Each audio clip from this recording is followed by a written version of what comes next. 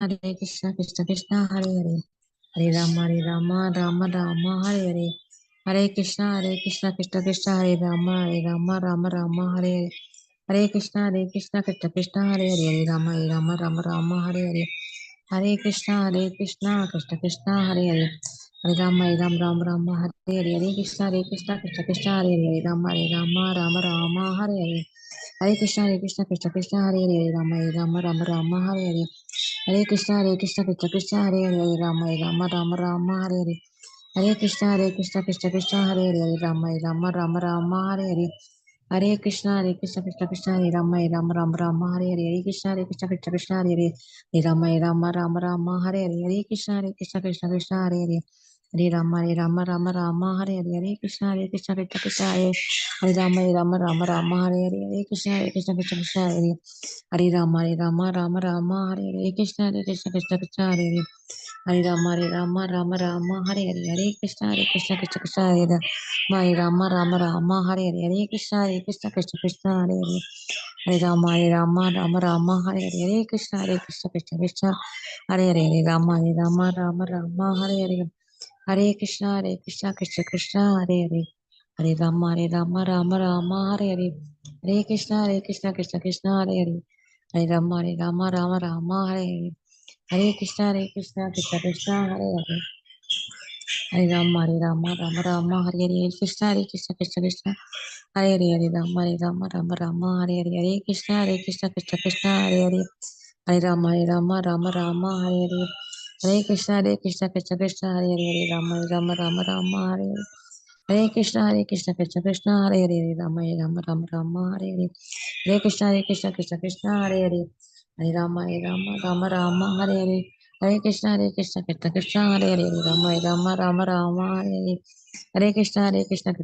Hare Hare, Rama, Hare Hare, Hare Krishna, Krishna, Hare Hare, Rama, Hare Hare, Hare Krishna, Hare Hare, Hare Rama, Hare Hare, Hare Krishna, Hare Rama, Hare Krishna, Hare Hare, Hare Rama, Hare Hare, Hare Krishna, Krishna, Hare Hare, Hare Rama, Hare Hare,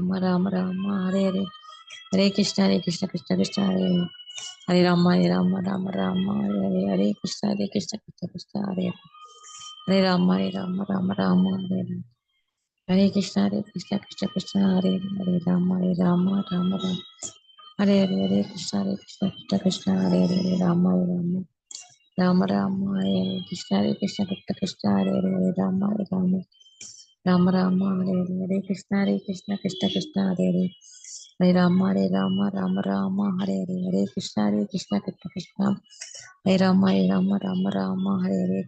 Krishna, Krishna,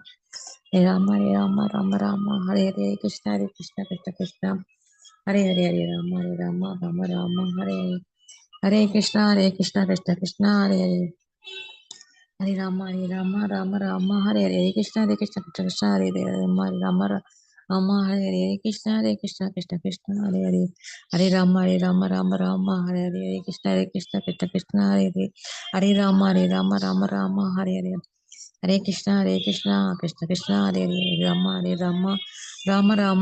Hare Krishna,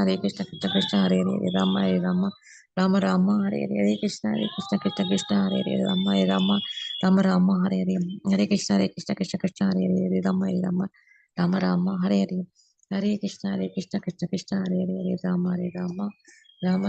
Hare, Hare Krishna, Hare Hare, Rama, Hare Hare, Hare Krishna, Hare Hare,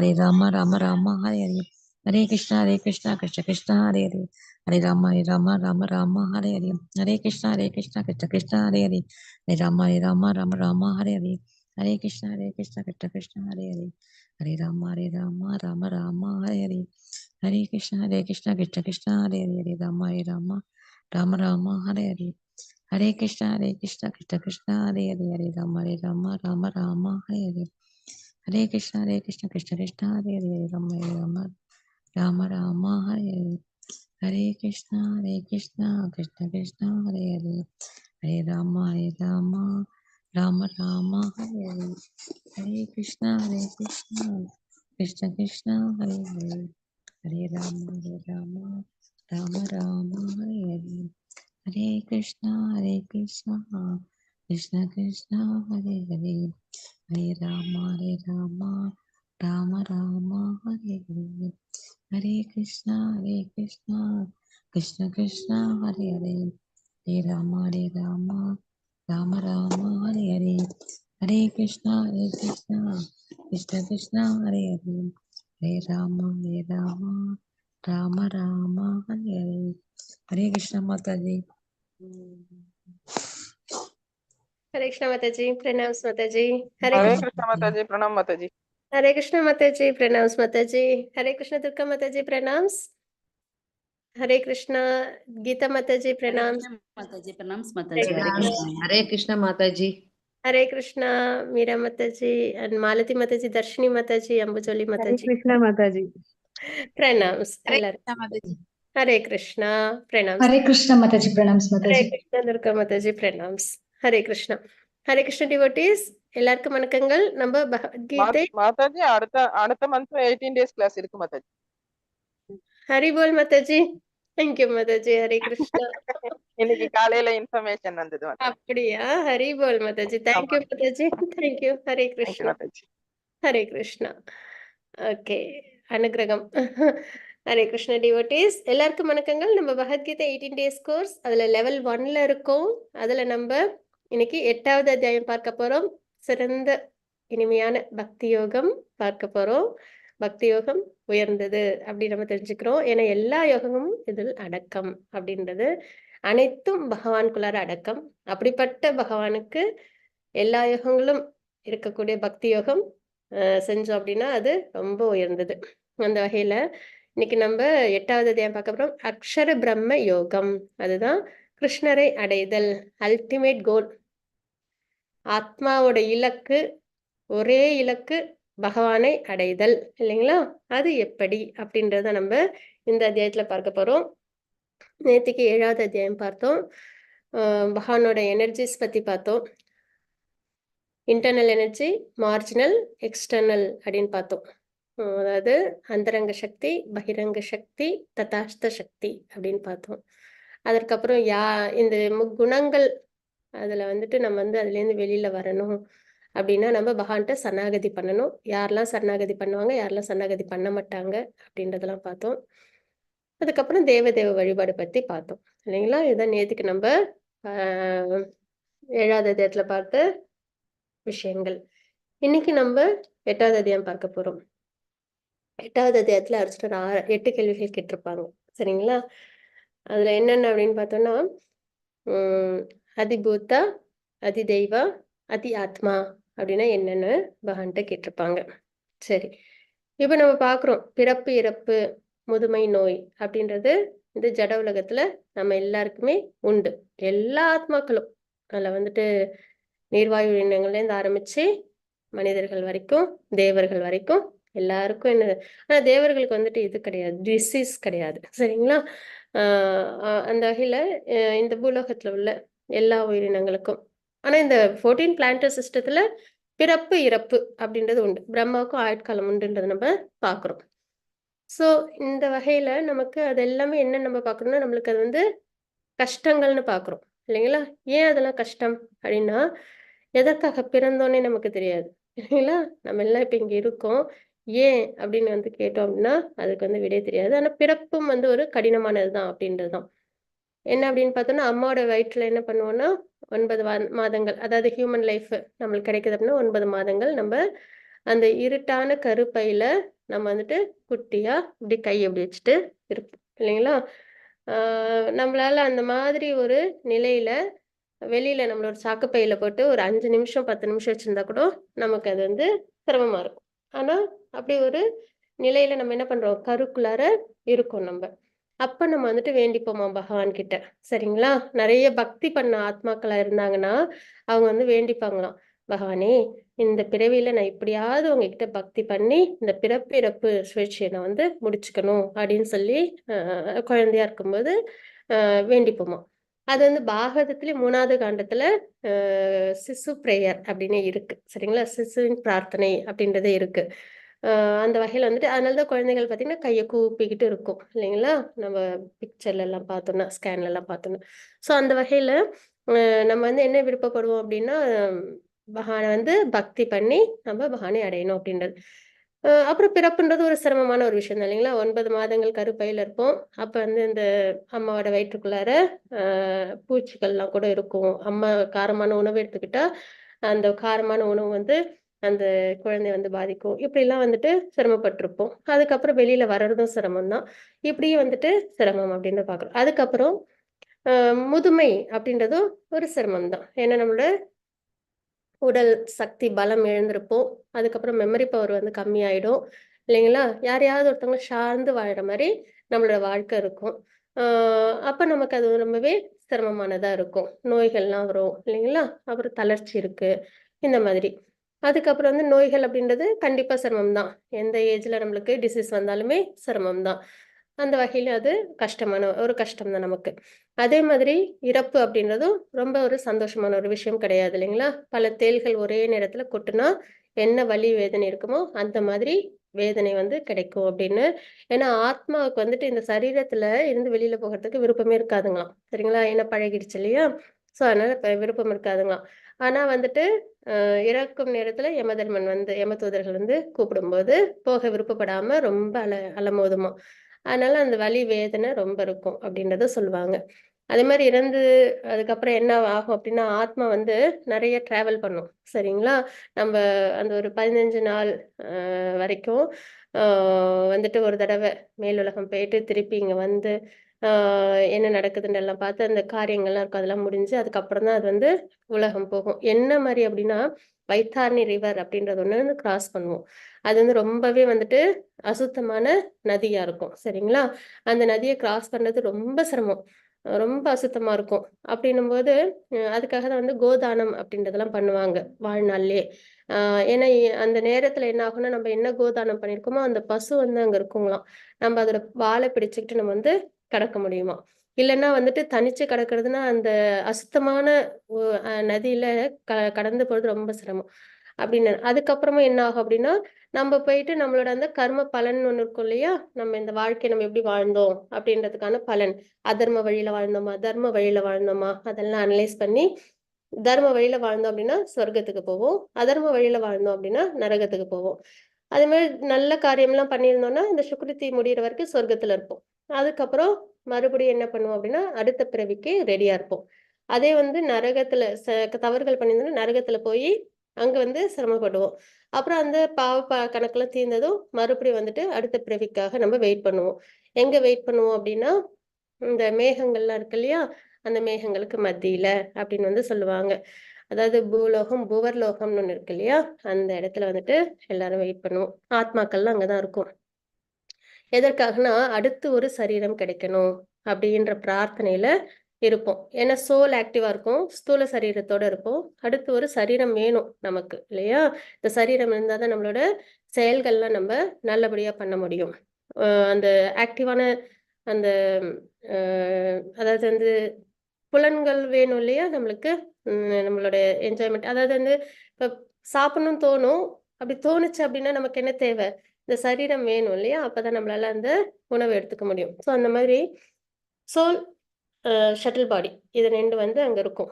அப்ப என்ன ஆகும் அப்படின்னா அவங்களோட கர்ம கணக்கின்படி அவங்களுக்குன்னு ஒரு சரீரம் கிடைக்கும். அவங்களோட ஆசைக்கு ஏத்த மாதிரி கர்மத்துக்கு ஏத்த மாதிரி அதுக்கப்புறம் அவங்களோட அந்த குணத்துக்கு ஏத்த மாதிரி ஒரு சரீரம் கிடைக்கும். இப்ப நிறைய அதர்மம் பண்ணியிருந்தாங்கன்னா அவங்களுக்கு தாழ்ந்த பிறவிகள் கிடைக்கும். ஒரு மரம் செடி கொடி இல்லைன்னா வந்து பசு பட்சி இந்த மாதிரி சரீரம் கிடைக்கும். அதே நிறைய புண்ணிய செயல்கள்லாம் பண்ணியிருந்தோம் அப்படின்னா மனித பிறவியே கிடைக்கும். அப்படியே அந்த சோல் அங்க வெயிட் பண்ணும். அப்ப மழையா பொழியும் போது அந்த தாவரங்களோட கலந்திருப்போம். அந்த தாவரங்களை மனிதர்கள் எடுத்துப்பாங்க இல்லைன்னா மிருகங்கள் எல்லாம் எடுத்துப்பாங்க இல்லையா. ஸோ அந்த வகையில நம்ம என்ன பண்ணுவோம்னா அவங்க கிட்ட போவோம். அப்புறம் ஆணும் பெண்ணும் இணையும் போது நம்மளுக்கு ஒரு பிறவி அப்படின்றது கிடைக்கும் சரிங்களா. அதுதான் வந்துட்டு அடுத்து அது நம்மளுக்கு ஒரு இந்த இது கிராஸ் பாடி நம்மளுக்கு கிடைக்கும். மறுபடியும் நம்ம என்ன பண்ணுவோம் ப்ரேயர்ஸ் பண்ணுவோம். ஏன்னா ரொம்ப டிராவல் பண்ணியிருக்கோம் இல்லையா. மேலுலகம் கீழுலகம்லாம் போயிட்டு அந்த வைத்தாரணி ரிவர்லாம் கிராஸ் பண்ணிட்டு வந்திருக்கனால பகவான்கிட்ட ரொம்ப வேண்டிப்போம். பகவானே இந்த பிறவிலையாவது எனக்கு இந்த தேவையில்லாத பிறப்பு சுழற்சி வேண்டாம், எப்படியாவது பக்தி பண்ணி உன்கிட்ட நான் வந்துடணும் அப்படின்னு வேண்டிப்போம். அப்புறம் என்ன ஆகும் அப்படின்னா, வெளியில வந்த உடனே மறுபடியும் இந்த மாயையோட தாக்கத்தினால மறுபடியும் என்ன பண்ணுவோம், முன்னாடி என்ன விருப்பப்பட்டோமோ, ஏன்னா நம்ம என்ன விருப்பப்படுறோமோ அதுதான் நமக்கு நடக்கும் இல்லைங்களா? சோ அந்த வகையில் நம்ம பகவானை விருப்பப்பட்டோம்னா பகவானை அடைஞ்சிருவோம். இல்லைன்னா நம்ம என்ன ஆசைப்பட்டோமோ அந்த ஞாபகம் நமக்கு வரும். அதை அடையறதுக்காக மறுபடியும் நம்ம பிரயத்தனம் பண்ணுவோம். அப்போ நம்ம மறுபடியும் இந்த வாழ்க்கைய அந்த சரீரத்தை வச்சு வாழ்வோம். இப்படி லைஃப் சைக்கிள் நடக்குது. ஸோ இதுதான் வந்து பிறப்பிறப்பு சுழற்சின்னு சொல்லுவாங்க. ஸோ இதுலேருந்து இது எதுவுமே நமக்கு தேவையில்லாது. ஏன்னா ஆத்மா நித்தியமானது, தெய்வீகமானது, பகவானோட அம்சத்துல இருக்கக்கூடியது. அப்படின்னும் போது இவ்வளவு சிரமங்களும் வேணுமானா வேண்டாம் இல்லையா? ஆனா நம்ம என்ன பண்ணிடுறோம், அந்த மாயையின் தாக்கத்தினால இதுல நம்ம உழண்டுட்டு இருக்கோம். ஸோ அந்த வகையில இதுலேருந்து நம்மள விடுவிச்சுக்கணும். பக்தி மார்க்கத்துல நம்மள கொண்டு வரணும். பகவானோட அனுகிரகத்துல, ஆச்சாரியர்களோட அனுகிரகத்துல, பரம்பரையோட பந்தத்துல நம்ம என்ன பண்ணணும், பகவானை அடையணும் அப்படின்றது, கிருஷ்ணரை அடைதல் அப்படின்றது. ஸோ அந்த வகையில் நம்ம இன்னைக்கு 8வது அத்தியாயம் பார்க்க போறோம். அக்ஷர பிரம்ம யோகம் ஸ்லோகங்களோட நம்ம நல்லபடியா பார்க்கலாம். ஹரே கிருஷ்ணா. துர்கா மாதாஜி மங்களாச்சரண் வாசிச்சிடலாங்களா? ஹரே ஹரே ஹரே கிருஷ்ணா மாதாஜி. ஹரே கிருஷ்ணா டிவோட்டி. இன்னைக்கு மங்களாச்சரண் யார் வாசிக்க விருப்பப்படுறீங்களோ ஹேண்ட் ரைஸ் பண்ணி வாசிக்கிறோம் மாதாஜி. ஹரே கிருஷ்ணா. ஹரே கிருஷ்ணா மாதாஜி. பிரணாம்ஸ் மாதாஜி. வாசிச்சிருவா மாதாஜி. அவசியம் மாதாஜி, வாசிச்சு கொடுங்க. ஓம் நமோ பகவதே வாசுதேவாய. ஓம் நமோ பகவதே வாசுதேவாய. ஓம் நமோ பகவதே வாசுதேவாய. ஓம் அஞ்ஞானதிமிராந்தஸ்ய ஞானாஞ்சனசலாகயா சசருன்மீலிதம் येन தஸ்மை ஸ்ரீகுரவே நமக. ஸ்ரீசைத்தன்யமனோபீஷ்டம் ஸ்தாபிதம் येन பூதலே ஸ்வயம் ரூபகதா மஹ்யம் ததாதி சிவபதாந்திகம். वन्देऽहं श्रीगुरोः श्रीयुतपदकमलं श्रीगुरोन् वैष्णवांश्च श्रीरूपं साग्रजातं सकगणरघुनाथान्वितं तं सजीवं साद्वैतं सावधूतं परिजनसहितं कृष्णचैतन्यवेदं देवं श्रीराधाकृष्णपादान् सकगण ललिता श्रीविशाखान् विदांस. हे कृष्णा करुणा सिन्धु दीनबन्धु जगत्पदे गोपीश गोपिका कान्ता राधा कान्ता नमोऽस्तुते. तप्त काञ्चन गौराङ्गी राधा वृन्दावनेश्वरी वृषभानुसुते देवी ब्रह्मामि हरिप्रिये. वाञ्छाकल्पतरुभ्यश्च कृपासिन्धुभ्य एव च पतितानां पावनेभ्यो वैष्णवेभ्यो नमो नमः. नमो ब्रह्मण्य देवाय गो ब्रह्मण्य हिताय च जगद्हिताय कृष्णाय गोविन्दाय नमो नमः. नमो महावदान्ताय कृष्ण प्रेम प्रदायते कृष्णाय कृष्ण चैतन्य नाम्ने गौरदिविषे नमः. गुरवे गौरचन्द्राय राधिकायै ददालये कृष्णाय कृष्ण भक्ताय तद्भक्ताय नमो नमः. नमः ओं विष्णुपदाय कृष्णप्रस्थाय भूतले श्रीमदे भक्ति वेदांत स्वामिन् इति नामिने. नमस्ते सरस्वती देवी गौरवाणी प्रचारिणे निर्विशेष शून्यवादी वात्सात्य देशधारिणे. जय श्री कृष्ण चैतन्य प्रभो नित्यानंदा श्री अद्वैत गदाधर श्रीवासादि गौर भक्त वृंदा. हरे कृष्णा कृष्ण कृष्ण हरे हरे हरे राम राम राम हरे हरे. हरे कृष्णा कृष्ण कृष्ण हरे हरे हरे राम राम राम हरे हरे. हरे कृष्णा कृष्ण कृष्ण हरे हरे हरे राम राम हरे हरे. हरे कृष्णा. हरे कृष्णा माताजी. प्रणाम्स माताजी. हरे कृष्णा डिवोटीज. हरे कृष्णा माताजी. நம்ம இன்னைக்கு 8வது அத்தியாயம் பார்க்க போறோம். அதுக்கு முன்னாடி 7வது அத்தியாயத்தின் சுருக்கம் என்ன அப்படின்றத பார்த்துலாம். கிருஷ்ணரை பற்றிய அறிவின் மகிமை, பகவானை பத்தி நிறைய தெரிஞ்சுக்கணும். தச்சுணு அப்படின்னு சொல்லியிருந்தாங்க. குருவை ஆசீர்வதிச்சு அவங்ககிட்ட நிறைய கேள்விகள் கேட்டு அவங்க சொல்ற ரெகுலேட்டிவ் பிரின்சிபல்ஸ்லாம் ஃபாலோ பண்ணி சாதனா பக்தி பண்ணி நம்ம பகவானை அடையணும், பகவானை பற்றி நம்ம தெரிஞ்சுக்கணும் அப்படின்னு நம்ம பார்த்தோம். பகவான் கிருஷ்ணர் ஆற்றல் பற்றிய அறிவு, அதான் பகவானோட ஆற்றல், எல்லா ஆற்றலுக்கும் சோர்ஸ் வந்து பகவான், சக்திக்கெல்லாம் இல்லையா. ஸோ அந்த வகையில் அவங்களோட சக்திகள்லாம் என்னென்ன அப்படின்னு நம்ம பார்த்தோம். பகவான் கிருஷ்ணனிடம் சரணடைதல் அப்படின்றத பற்றி பார்த்தோம். தேவ வழிபாடு பற்றி நம்ம நேற்றுக்கு அத்தியாயத்தில் நம்ம பார்த்தோம். அந்த 7வது அத்தியாயத்திலே இந்த 2 ஸ்லோகங்கள்ல பகவான் வந்து குறிப்பிட்டிருப்பாங்க. பிரம்ம, அத்தியாத்ம, அதி தெய்வம், அதி யஜ்ஞம், பிரயாண காலே அப்படின்றதெல்லாம் நம்ம குறிப்பிட்டிருப்பாங்க. ஸோ இதெல்லாம் அர்ஜுனர் வந்து கேள்விகளாக கேட்பாங்க. அந்த ஸ்லோகங்கள் நம்ம பார்த்துடலாம். ஹரே கிருஷ்ண துர்கா மாதாஜி, ஸ்லோகம் வாசிச்சு கொடுக்குறீங்களா? 7.29, 30 ஸ்லோகங்கள். हरे कृष्ण माताजी। ஹரே கிருஷ்ணா. जरा मरण मोक्षाय माम् आश्रित्य यतन्ति ते ब्रह्म तत्विद् कृष्णम् अध्यात्मं कर्म चाखिलं सारिभूतादिदैवं मां साधियज्ञं च एविदुः प्रयाणकालेऽपि च मां ते विदुर्युक्तचेतसः। हरे कृष्ण माताजी। ஹரே கிருஷ்ணா மாதாஜி.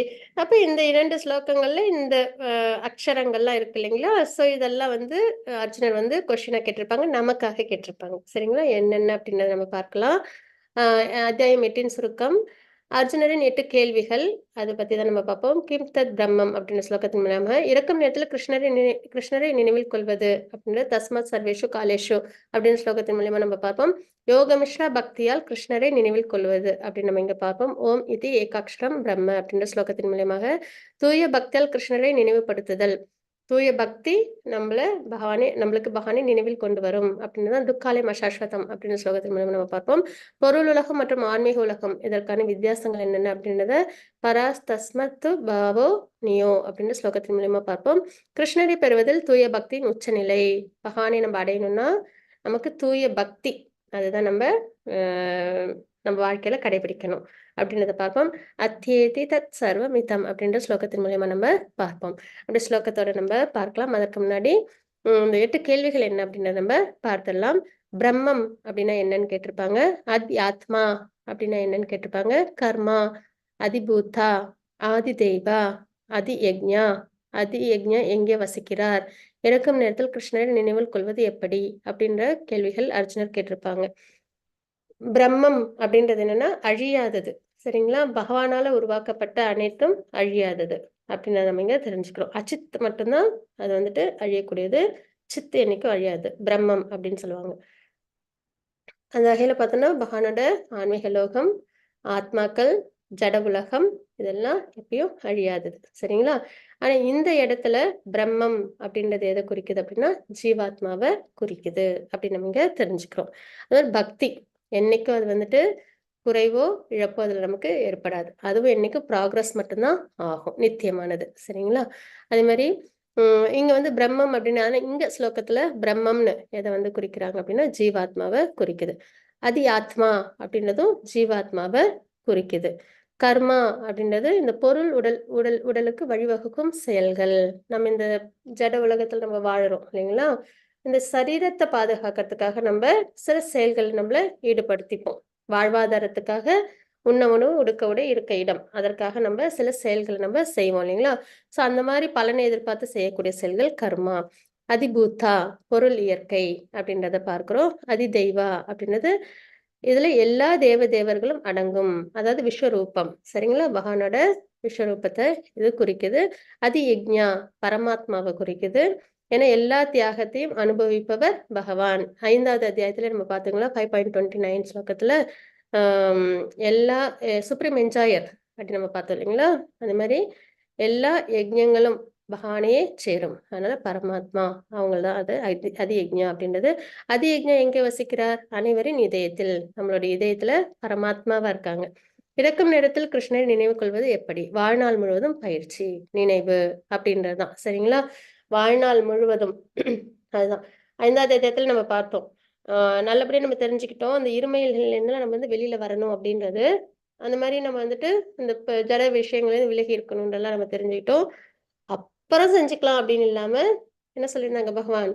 இப்போ இந்த சரீரத்தில் இருக்கும்போதே நம்ம இந்த நிலையில நம்ம இருந்தோம் அப்படின்னா அவங்க நிச்சயமாக முக்தி அடைந்தவனே அப்படின்றத குறிப்பிட்டிருந்தாங்க இல்லைங்களா? அந்த அளவுல நம்ம என்ன பண்ணணும் அப்படின்னா பற்றுதல் இல்லாம இந்த ஜட உலகத்துல, அதே சமயத்துல பகவான் மேல பக்தியில நம்மள ஈடுபடுத்திக்கிட்டே இருக்கணும். அதை நம்ம 3rd சாப்டர்ல பார்த்தோம் இல்லைங்களா? என்ன மாதிரி செயல்கள் செய்யணும் அப்படின்னு. புலன்கள் எல்லாம் பகவானோட விஷயத்துல ஈடுபடுறது, மனம் எப்பயும் பகவான் கிட்டேயே நம்ம சரணாகதி பண்றது, இன்டெலிஜென்ஸ் யூஸ் பண்ணி நம்ம பக்தியில இன்னும் மென்மேலும் சிறந்து வர்றது. இந்த மாதிரி நம்ம வாழ்க்கை நம்ம வாழணும். இந்த பயிற்சியை நம்ம செய்யும்போது எப்பயும் பகவானோட எண்ணம் நம்ம மனதிலே இருக்கும். கிருஷ்ண உணர்வுல நம்மளோட வாழ்க்கையை நம்ம வாழும்போது எழுந்திருக்கும் போதே பகவானை பார்க்கணும் அப்படின்ற இந்த எண்ணத்தோட இருந்து நம்ம எல்லா செயல்களும், ஆரத்தி பகவானுக்கு காமிக்கிறதுல இருந்து, பிரசாதம் பகவானுக்காக செய்யறதுல இருந்து, சரிங்களா, அனைத்து செயல்களையும் நம்ம என்ன பண்ணணும், பகவானை முன்னிலைப்படுத்தி ஆபீஸ் போயிட்டு வந்தோம் அப்படின்னா கூட அது கூட எதற்காக அப்படின்னா இந்த சரீரத்தை பாதுகாக்கிறதுக்காக, அதுக்கப்புறம் நம்ம பகவானுக்கு நம்ம செயல்கள் டிவோஷனல் சர்வீஸ் நம்ம செய்யறதுக்காக. அந்த மணியையும் நம்ம என்ன பண்ணணும், நல்ல கைங்கரியங்கள், புக் டிஸ்ட்ரிபியூஷன், பிரசாதம் சேவா, கோயில் கன்ஸ்ட்ரக்ஷன்ஸ், இந்த மாதிரிலாம் நம்ம கொடுக்கறது, இந்த மாதிரி நம்ம அப்புறம் யாரும் கஷ்டப்பட்டாங்கன்னா அவங்களுக்குலாம் உதவி செய்யறது, இந்த மாதிரி விஷயத்துல நம்மள ஈடுபடுத்திக்கணும். ஸோ அந்த மாதிரி எல்லா விஷயம் என்னென்ன செய்யறோமோ அதெல்லாம் பகவான் சம்பந்தத்தோட இருக்கா அப்படின்னு நம்ம தெரிஞ்சு நம்ம செய்யறோம் அப்படின்னா நம்ம மனதுல எப்பயும் பகவான் இருப்பாங்க. நம்ம சாண்டிங் பண்றது, சரிங்களா? அப்ப நம்மளுக்கு அது என்ன ஆகும், நம்மளுக்கு பகவான் நல்லபடியா மனதுல நிலைநிறுத்த முடியும். அப்ப இந்த மாதிரி வாழ்நாள் முழுவதும் பயிற்சி பண்ணும்போது நமக்கு என்ன ஏற்படும், இறக்கும் நேரத்தில் பகவான் நம்ம நினைவுல வருவாங்க அப்படின்னது நம்ம நினைக்கணும்னு நம்ம நினைச்சுக்கிட்டோம்னாலே, பகவானே உங்களோட ஞாபகம் வரணும், பக்தியில ஸ்திரமா இருக்கணும், உங்களை அடையணும்னு. பகவான் இதயத்துல பரமாத்மாவா இருக்காங்க இல்லைங்களா? அது அவங்க கண்டிப்பா கவனிப்பாங்க. அவங்களுக்கு நம்ம மேல அதிக அன்பு இல்லைங்களா? சோ அதற்கான மார்க்கங்கள் எல்லாத்தையும் அவங்களே நல்லபடியா நமக்கு கொடுப்பாங்க. சோ அந்த வகையில் நம்ம என்ன பண்ணணும், நம்மளோட கடமையா பிரகலாத் மகாராஜர் மாதிரி நம்பிக்கையோட பக்தி பண்ணணும் அப்படின்னு நம்ம தெரிஞ்சுக்கிறோம். எந்த நிலையில நம்ம கேட்கிறோமோ அந்த நிலையில இருந்து. இப்ப பிரகலாத் மகாராஜருக்குலாம் அவங்க அம்மாவோட வயிற்றுல இருக்கும்போது அந்த சுக்ருதி கிடைச்சது. இப்ப நமக்குலாம் இப்போ கொஞ்சம் காலமா முன்னாடிதான் கிடைச்சிருக்கு இல்லைங்களா? ஸோ அந்த வகையில எந்த நிலையில நம்ம ஆரம்பிக்கிறோமோ அந்த நிலையிலேருந்து நம்ம ஸ்திரமா நம்மள பக்தி மார்க்கத்துக்கு கொண்டு வரணும். வாழ்நாள் முழுவதும் பயிற்சி அப்படின்னு நம்ம பார்க்கிறோம். ஹரே கிருஷ்ண துர்கா மாதாஜி 8.1 ஸ்லோகம் 8.2 ஸ்லோகம் வாசிச்சு கொடுக்குறீங்களா? हरे कृष्ण माताजी। ஹரே கிருஷ்ணா. ओम श्री परमात्मने नमः। अथ अष्टमोऽध्यायः अक्षर ब्रह्म योगः।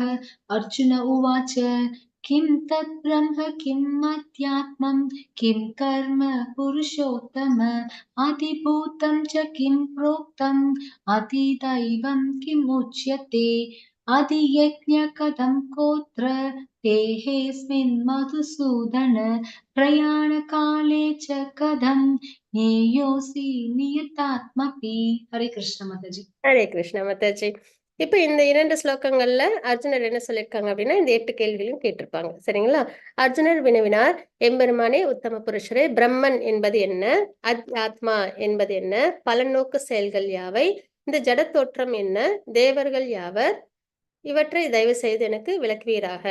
மதுசூதனரே, யாகங்களின் இறைவன் யார், உடலில் அவர் எவ்வாறு வசிக்கின்றார், பக்தி தொண்டில் ஈடுபடுவோர் உண்மை மரண காலத்தில் எவ்வாறு அறிய முடியும்?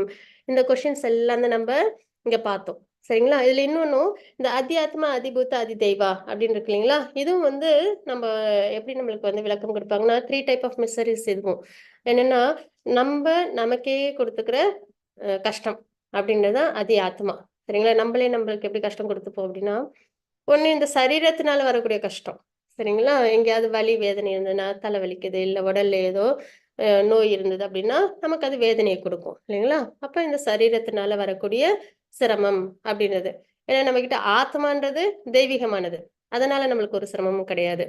நம்ம கிட்ட இருக்கிறது இந்த ஸ்தூல சரீரமும் இந்த சூக்ஷ்ம சரீரமும் இல்லைங்களா? சாரி, இந்த கிராஸ் பாடியும் இந்த ஷட்டில் பாடியும். அப்ப கிராஸ் பாடி இந்த பஞ்சபூதங்களால சரீரம் என்ன பண்ணும் அப்படின்னா அதனால நம்மளுக்கு வலி வேதனை வரும், உடல்ல ஏதாவது நோயோ இல்லைன்னா வலி வேதனையோ வரும், அது ஒரு சிரமம் நமக்கு. இன்னொரு சிரமம் என்னன்னா ஸ்தூல சரீரத்துல இருக்கிற மனம், அதுதான் என்ன பண்ணும், நம்மள ரொம்ப சிரமப்படுத்தும் இல்லைங்களா? வேற யாரும் அவ்வளவு சிரமப்படுத்த மாட்டாங்க. நம்ம மனதுல இருக்கிற சஞ்சலம் இருக்கு இல்லையா, அதுதான் நம்மள ரொம்ப நம்மள சிரமப்படுத்தும். சோ இந்த மாதிரி இந்த 2 விஷயமா நம்மளுக்கு சிரமம் அப்படின்றது ஏற்படுது. அதே மாதிரி அதிபூத்தா அப்படின்றது பிற உயிரினங்கள்னால இல்லைன்னா மற்றவர்கள்னால நமக்கு வரக்கூடிய சிரமங்கள். இப்போ ஒரு வைரஸ் பாக்டீரியானால நம்மளுக்கு வந்து இப்போ கோல்டு ஃபீவர் வந்துருச்சு அப்படின்னா பிற உயிரினால் நமக்கு ஏற்படுற சிரமம் இருக்கு இல்லையா? அந்த மாதிரி அதிபூத்தா மற்றவர்களால் நமக்கு ஏற்படுற சிரமம். இன்னொன்னு என்ன அப்படின்னா அதிதெய்வா அப்படின்றது தேவர்கள்னால இயற்கையினால நமக்கு வரக்கூடிய சிரமம் அப்படின்றது. தேவர்கள் எப்போ வந்துட்டு அதிருப்தி ஆவாங்க அப்படின்னா நம்ம தர்மத்தை நல்லபடியா ஃபாலோ பண்ணலன்னா அவங்க அதிருப்தி ஆவாங்க. அவங்க அதிருப்தி ஆகும்போது நமக்கு விஷயங்கள் கிடைக்காது, செழுமைகள் கிடைக்காது இல்லைங்களா? பூமி வந்து தன்னோட வளத்தை வந்துட்டு சுருக்கிப்பாங்க. ஏன்னா வந்து அதர்மம் அதிகமா இருக்கிற பட்சத்துல நிறைய செழுமையை கொடுத்தா என்ன ஆகும்? அதெல்லாம் சோர்ஸ் எல்லாம் எதுக்கு யூஸ் ஆகும்? அதர்மத்துக்கு தான் யூஸ் ஆகும் இல்லைங்களா? ஸோ அதனால அதர்மம் அதிகமா இருக்கும்போது பூமி என்ன பண்ண மாட்டாங்க? பூமி மாத்தா அவங்க அவங்களோட அந்த வெல்த்தை வந்து அவங்க கொடுக்க மாட்டாங்க. ஏன்னா அது தவறான விஷயத்துக்கு நிறைய பயன்பட்டுருன்றனால அவங்க கொடுக்க மாட்டாங்க. ஸோ அந்த வகையில தர்மம் தாழ்ந்து அதர்மம் தலை தூக்கும் போது தேவர்கள் என்ன பண்ணுவாங்க? அவங்க நமக்கு வளங்களை கொடுக்க மாட்டாங்க. அதனால நம்மளுக்கு கஷ்டங்கள் ஏற்படும். பஞ்சம், பசி, பட்டினி இதெல்லாம் ஏற்படும். அதுக்கப்புறம் வந்து மணல் சரிவு இந்த மாதிரி நிறைய இதெல்லாம் இருக்கு இல்லைங்களா?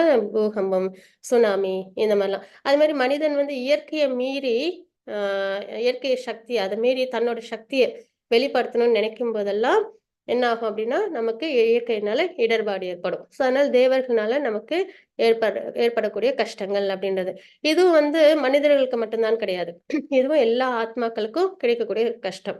அதனாலதான் வந்துட்டு இந்த ஜட உலகம் வந்துட்டு மாயா சக்தி துர்கா அம்மாவோட சக்தியில இயங்கிட்டு இருக்குன்னு சொல்லாங்கல்ல. துர்கா அம்மா என்ன கையில வச்சிருப்பாங்க? திரிசூலம் வச்சிருப்பாங்க. அந்த மாதிரி அந்த திரிசூலத்துல அந்த 3 கூர்மையான விஷயம் இருக்கு இல்லையா? அதுதான் வந்து அதிபூதா, அதிதெய்வா, அதி ஆத்மான்னு சொல்லுவாங்க. அந்த அளவுக்கு இந்த 3 விஷயத்தினால நம்மளுக்கு துன்பங்கள் ஏற்படும் இந்த ஜட உலகத்துல அப்படின்னு. அதனால பிறப்பு, இறப்பு, முதுமை, நோய் அப்படின்றது கஷ்டங்கள், ப்ராப்ளம்ஸ். அதே மாதிரி சிரமங்கள் வந்து அதிபூத்த, அதிதெய்வா, அதி ஆத்மா. இந்த 3 விஷயம் மொத்தம் 7 விஷயத்தினால நம்ம இந்த ஜட உலகத்துல என்ன பண்றோம்? சிரமங்களை அனுபவிச்சுட்டு இருக்கோம் அப்படின்றத நம்ம இங்க தெரிஞ்சுக்கிறோம். ஸோ அந்த வகையில் இங்க அர்ஜுனர் வந்து இந்த விஷயங்கள்லாம் என்னென்ன அப்படின்னு கேட்டிருக்காங்க. அதற்கு பகவான் என்ன உபதேசம் கொடுக்குறாங்கன்றதை நம்ம பார்க்கலாம். ஹரே கிருஷ்ண. துர்கா மாதாஜி 8.3 ஸ்லோகம். हरे कृष्ण माताजी. अंबुजवल्ली माताजी हरे कृष्ण. हरे कृष्ण माताजी. हरे श्री कृष्ण. भगवान उवाच अक्षरं ब्रह्म ब्रह्म परमं स्वभावो अध्यात्मम् उच्यते भूतभावोद्भव करो विशक कर्म संहिத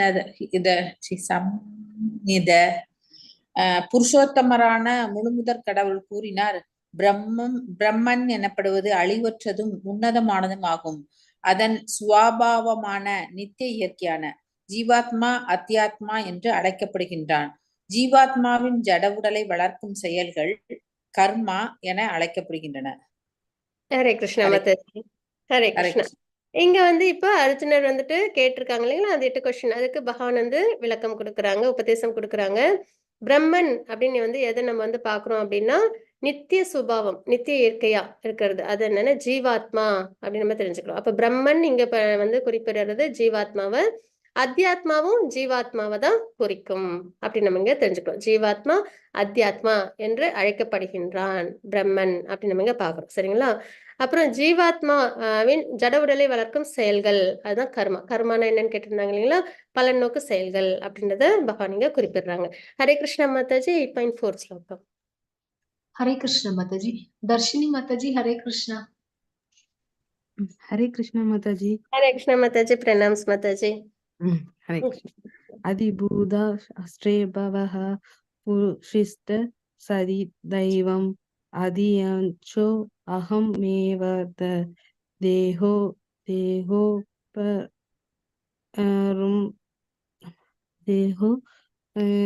प्रदम वरः.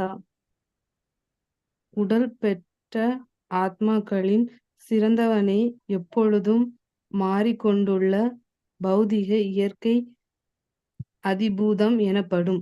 சூரியன், சந்திரன் போன்ற அனைத்து தேவர்களும் அடங்கிய பகவானின் விஸ்வரூபம்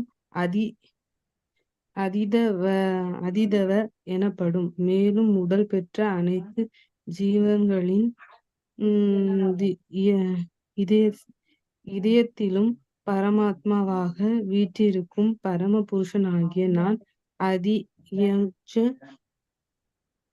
யாகத்தின் இறைவன் என்று அழைக்கப்படுகிறான்.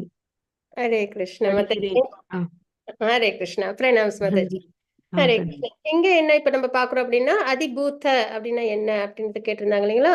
அப்போ எப்போதும் மாறிக்கொண்டுள்ள பௌதிக இயற்கை, இந்த ஜட இயற்கை மாறிக்கிட்டே தான் இருக்கும் இல்லைங்களா? அப்படியே ஸ்திரமா இருக்காது. அதுல நிறைய மாற்றங்கள் நிகழ்ந்துகிட்டே தான் இருக்கும். ஈவன் கிரியேஷன், மெயின்டெனன்ஸ், அனிகிலேஷன் இதுவும் நடந்துகிட்டே தான் இருக்கு இல்லைங்களா? அப்ப இது வந்துட்டு ஒரு நித்தியமா இருக்கும் இந்த ஜட இயற்கை. ஆனா இதுலயும் மாற்றங்கள் நிறைய உண்டு. அதான் இங்க நம்ம பாக்குறோம். எப்போதும் மாறிக்கொண்டுள்ள பௌதிக இயற்கை அதிபூத என அழைக்கப்படும்.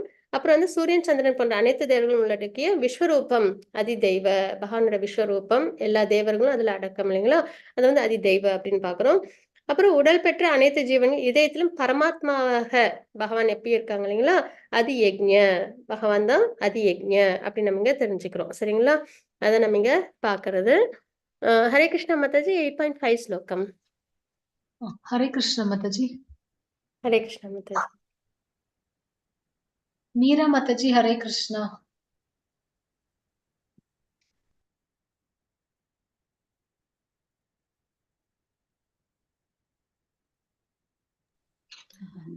हरे कृष्ण माता जी हरे प्रणाम कृष्णा माताजी. प्रणाम माताजी. हरे कृष्णा. अंतकाले च मामेव स्मरन् मुक्त्वा कलेवरं यः प्रयाति स मद्भावं याति नास्त्यत्र संशयः. மேலும் தனது வாழ்வின் இறுதி காலத்தில் யாராவது என்னை மட்டும் எண்ணிக்கொண்டு உடலை விட்டால் உடனடியாக அவன் என்னுடைய இயற்கையை அடைகிறான். இதில் சிறிதும் சந்தேகம் இல்லை. ஹரே கிருஷ்ணா மாதாஜி. பிரணாம் மாதாஜி. பகவான் இங்க என்ன சொல்லிட்டாங்க? சிறிதும் சந்தேகம் இல்லை. பகவான் சொல்ற ஸ்லோகங்கள் அதுலயும் பகவான் வேற என்ன சொல்றாங்க? சந்தேகமே வேண்டாம் அப்படின்றதே சொல்றாங்க. அப்ப இறக்கும் நேரத்துல யாராவது என்னை மட்டும் எண்ணிக்கொண்டு உடலை விட்டால் அவன் என்னுடைய இயற்கையை பகவானோட லோகத்தை அடையிறாங்க அப்படின்றது இந்த ஸ்லோகத்துல நம்ம தெரிஞ்சுக்கிறோம். பீஷ்ம பிதாமகர் அவங்க என்ன பண்றாங்க? அவங்க அந்த மாதிரி அதாவது இது வந்து தியரிட்டிக்கல் நாலேஜ். இது பகவத்கீதை நமக்கு பிராக்டிக்கல் இம்ப்ளிமெண்டேஷன் தான் நம்ம வந்து எதுல பார்ப்போம்னா பாகவதத்துல பார்ப்போம். அதாவது கிருஷ்ணரை அடைதல் அப்படின்னு நம்ம இப்ப தியரிட்டிக்கலா நம்ம பாக்குறோம் இல்லைங்களா? பகவத்கீதையில பகவானோட உபதேசத்தை நம்ம கேட்டுக்கிறோம், நாலேஜை கெயின் பண்ணிக்கிறோம். பிராக்டிக்கலா அதை இம்ப்ளிமெண்ட் பண்ணது பீஷ்மர். சரிங்களா? எப்படி வந்து தன்னோட உடலை விடணும் அப்படின்றது வந்து பீஷ்மரோட அந்த கடைசி நாட்கள் உள்ள அந்த அத்தியாயத்தை நம்ம வந்து கேண்டோ 1ல இருக்கு. அதை நம்ம படிச்சோம் அப்படின்னா நமக்கு நல்லபடியா தெரிய வரும். எல்லாரோட முன்னிலையிலையும் பகவானோட முன்னிலையிலையும் மனதை ஒருநிலைப்படுத்தி அவங்க என்ன பண்ணாங்க? பகவானோட பார்வையிலேயே அவங்க வந்து தன்னோட விடலை விடுறாங்கன்னு பாக்குறோம் இல்லையா? ஸோ அந்த அந்த அதுதான் வந்து உயர்ந்தது. நல்ல ஒரு நிலை, கடைசி நிலையில எல்லாருக்கும் அந்த பிராப்தம் வந்து நல்லபடியா கிடைக்கணும் அப்படின்னதுதான். ஸோ அந்த வகையில எப்பயுமே பகவானை நினைச்சுக்கிட்டு உடலை விடுறவங்க பகவான் லோகத்தை அடையிறாங்க. இந்த கஷ்டம் நிறைஞ்ச இந்த 7 கஷ்டங்கள் இருக்கு இல்லைங்களா? இந்த பிறப்பிறப்பு சுழற்சி அது வந்துட்டு போன பிரிவில் என்னவா இருந்தோம், அடுத்த பிரிவில் என்னவா இருக்கும்னு வேற தெரியாது. இந்த பிரிவில் இண்டிவேட் பண்ணி அப்படியே விட்டுட்டு போறோம். சரிங்களா? அதனால இந்த ஒரு கண்ணாமூச்சாட்டமான இந்த இல்யூஷன் நிறைஞ்ச இந்த மாய உலகத்துல இருந்து நம்ம என்ன பண்ணுவோம்? ஜட இயற்கையில இருந்து நம்ம விடுதலை ஆகும். எப்படின்னா நம்ம பகவானை நம்ம பக்தி பண்ணி பகவானை நினைச்சு நம்ம உடலை விடும்பொழுது அப்படின்னு நம்ம இங்க தெரிஞ்சுக்கிறோம். ஹரே கிருஷ்ணா மாதாஜி. பாகவதம் 7.2.57 ஸ்லோகம் மாதாஜி. கிருஷ்ணா மாதாஜி. மாதாஜி. गीता माता जी.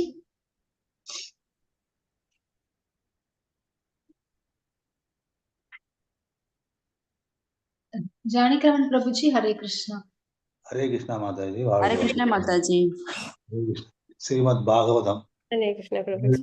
2.87 अहानि अहानि भूतानि कच्चन्तीह यमालयम शेषा सदा சதாவரம் இச்சந்தி கிம் ஆச்சரியம் அத பரம்.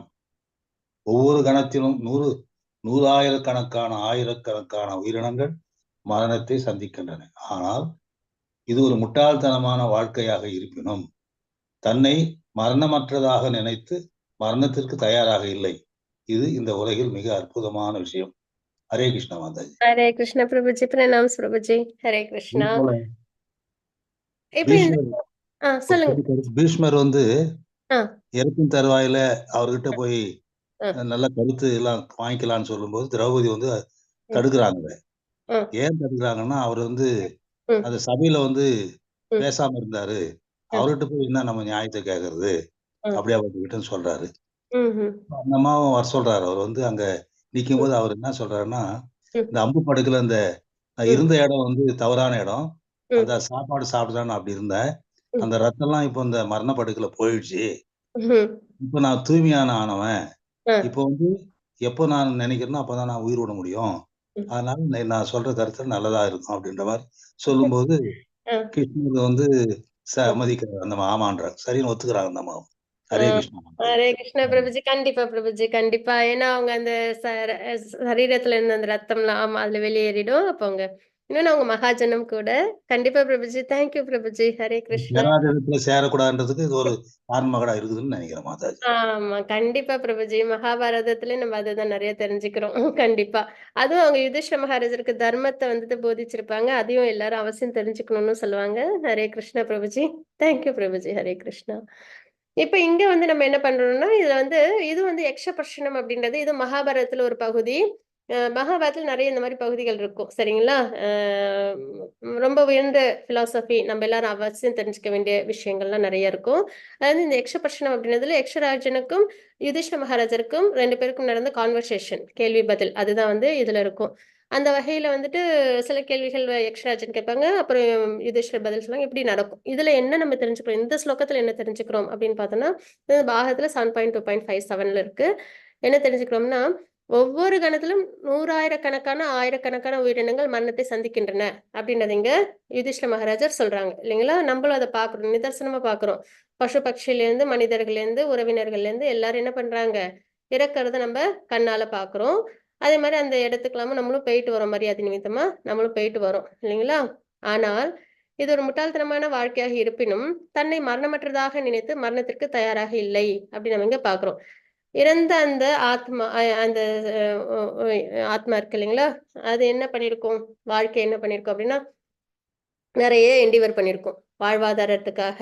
அப்புறம் இது அடையணும் அது அடையணும் அப்படின்னு சொல்லிட்டு நிறைய என்ன பண்ணிருப்பாங்க நிறைய அவங்க வந்துட்டு பிரயத்தனம் பண்ணிருப்பாங்க வாழ்க்கையில. தன்னோட ஃபேமிலி நான் எனது அப்படின்ற அந்த ஒரு எண்ணத்துல நிறைய செயல்கள் செஞ்சு நிறைய வாழ்க்கையில சந்தோஷம் துக்கம்லாம் அனுபவிச்சுட்டு அவங்க அந்த சரீரத்தை விட்டு போயிருப்பாங்க இல்லைங்களா? சோ அந்த வகையில நம்ம அவங்கள பாக்குறோம். அவங்க இது வரைக்கும் வாழ்ந்த வாழ்க்கைக்கும் அதுக்கும் சம்பந்தமே இல்லைன்ற மாதிரி அவங்க அங்க இருந்து விடுதலையாகி போயிருப்பாங்க இல்லைங்களா? நம்ம போய் இதெல்லாம் பார்த்துட்டு வரோம். வந்ததுக்கு அப்புறம் நமக்கு என்ன எண்ணம் இருக்குன்னா அதெல்லாம் நமக்கு இல்ல. நம்ம என்னைக்கும் நித்தியமா இதுலயே தான் இருக்க போறோம். நம்மளுக்கு அந்த மரணம்ன்றதெல்லாம் கிடையாது அப்படின்ற நினைப்புல நம்மளும் என்ன பண்ணிட்டு இருப்போம் நான் எனது அப்படின்ற அந்த ஒரு எண்ணத்துல நம்ம என்ன பண்ணுவோம் வாழ்க்கை நம்ம நல்லபடியா வாழ்ந்துட்டே இருப்போம். சரிங்களா? அதுதான் இங்க சொல்றாங்க யுதிஷ்ட மகாராஜன். ஆனால் இது ஒரு முட்டாள்தனமான வாழ்க்கையாக இருப்பினும் நிறைய என்டிவர் பண்ணி எதுக்குமே சம்பந்தம் இல்லாம விட்டுட்டு போயிருக்காங்க. அதை பார்த்துட்டு வந்ததுக்கு அப்புறமும் தன்னை மரணமற்றதாக நினைத்து மரணத்திற்கு தயாராக இல்லை. சரி இவ்வளவு என்டிவர் பண்ணியும் கடைசியில எதுவுமே சம்பந்தம் இல்லாம இருக்காங்களே அப்ப வேற என்ன நம்ம வாழ்க்கையில நம்ம அடையணும் என்ன செய்யணும் அப்படின்ற அந்த எண்ணம் அது அது அது அந்த நாலேஜ் கெயின் பண்ணிக்கணும். அதை இன்கிசிட்டிவ் அப்படின்னு சொல்லுவாங்க இல்லைங்களா? அந்த கேள்விகள்லாம் வரும்போது நம்ம என்ன பண்ணுவோம் ஆன்மீகத்துல தான் அதுக்குள்ள விடை உண்டு இல்லைங்களா? ஆத்மா பக்தி பகவான் இதெல்லாம் உணரதான் முடியும். நம்ம பிசிக்கலா புலன்களை வச்சுலாம் நம்மளால அது வந்து பார்க்க முடியாது. இப்ப உயிர் இருக்கு ஆனா நம்மளால பார்க்க முடியுமா உணர முடியுமா? உணரதான் முடியும் இல்லைங்களா? அந்த மாதிரி இந்த உணர முடியிற விஷயங்கள் எல்லாத்துக்குமே ஆன்மீகத்துல நம்மளோட வேதங்கள்ல தான் பதில் இருக்கு. அதனாலதான் வேதங்கள் பகவான் நமக்கு கொடுத்திருக்காங்க. அதான் ஆதாரம் அடையாளம்னு சொல்றது. சோ அந்த வகையில நம்ம அதற்கான விஷயங்களை நம்ம மார்க்கத்தை தேடி போகணும். ஆனா அது மாதிரி இல்லாம மறுபடியும் என்ன பண்ணிடுறோம் தனக்கு மரணம் இல்லை அப்படின்னு நினைச்சு மறுபடியும் நம்ம என்ன பண்றோம் அதே மாதிரி நிறைய நான் எனதுன்ற எண்டிவர்ல நம்ம வாழ்க்கை நம்ம வாழ்றோம் இல்லைங்களா?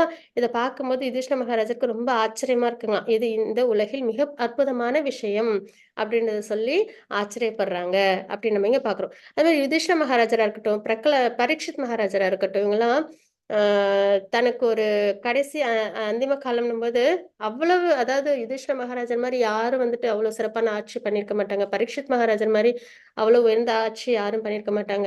அவங்க கிட்ட இல்லாத ஆப்புலன்சஸ் கிடையாது. ஆனால் எல்லாத்தையும் க்ஷண நேரத்துல விட்டுட்டு என்ன பண்ணிருப்பாங்க பக்தி மார்க்கத்துல வந்து அவங்க பகவான் அடையிற அந்த நோக்கத்துல அவங்க தன்னோட வாழ்க்கைய அவங்க கொண்டு போயிருப்பாங்க. சோ இதெல்லாம் நம்ம பார்க்கும்போது நம்மளுக்கு தெரிய வரும் இந்த ஜட உலகத்தில் ரொம்ப இம்பார்ட்டன்ஸ் கொடுக்காம ஆன்மீகத்துல நம்ம நல்லபடியா முன்னேற்றம் அடையணும் அப்படின்னு நம்ம தெரிஞ்சுக்கிறோம். ஹரே கிருஷ்ண மாதாஜி 8.6 ஸ்லோகம். ஹரே கிருஷ்ண மாதாஜி. கீதா மாதாஜி ஹரே கிருஷ்ணா. हरे कृष्ण माता जी प्रणाम माता जी. மாதாஜி ஹரே கிருஷ்ணா. ஹரே கிருஷ்ணா.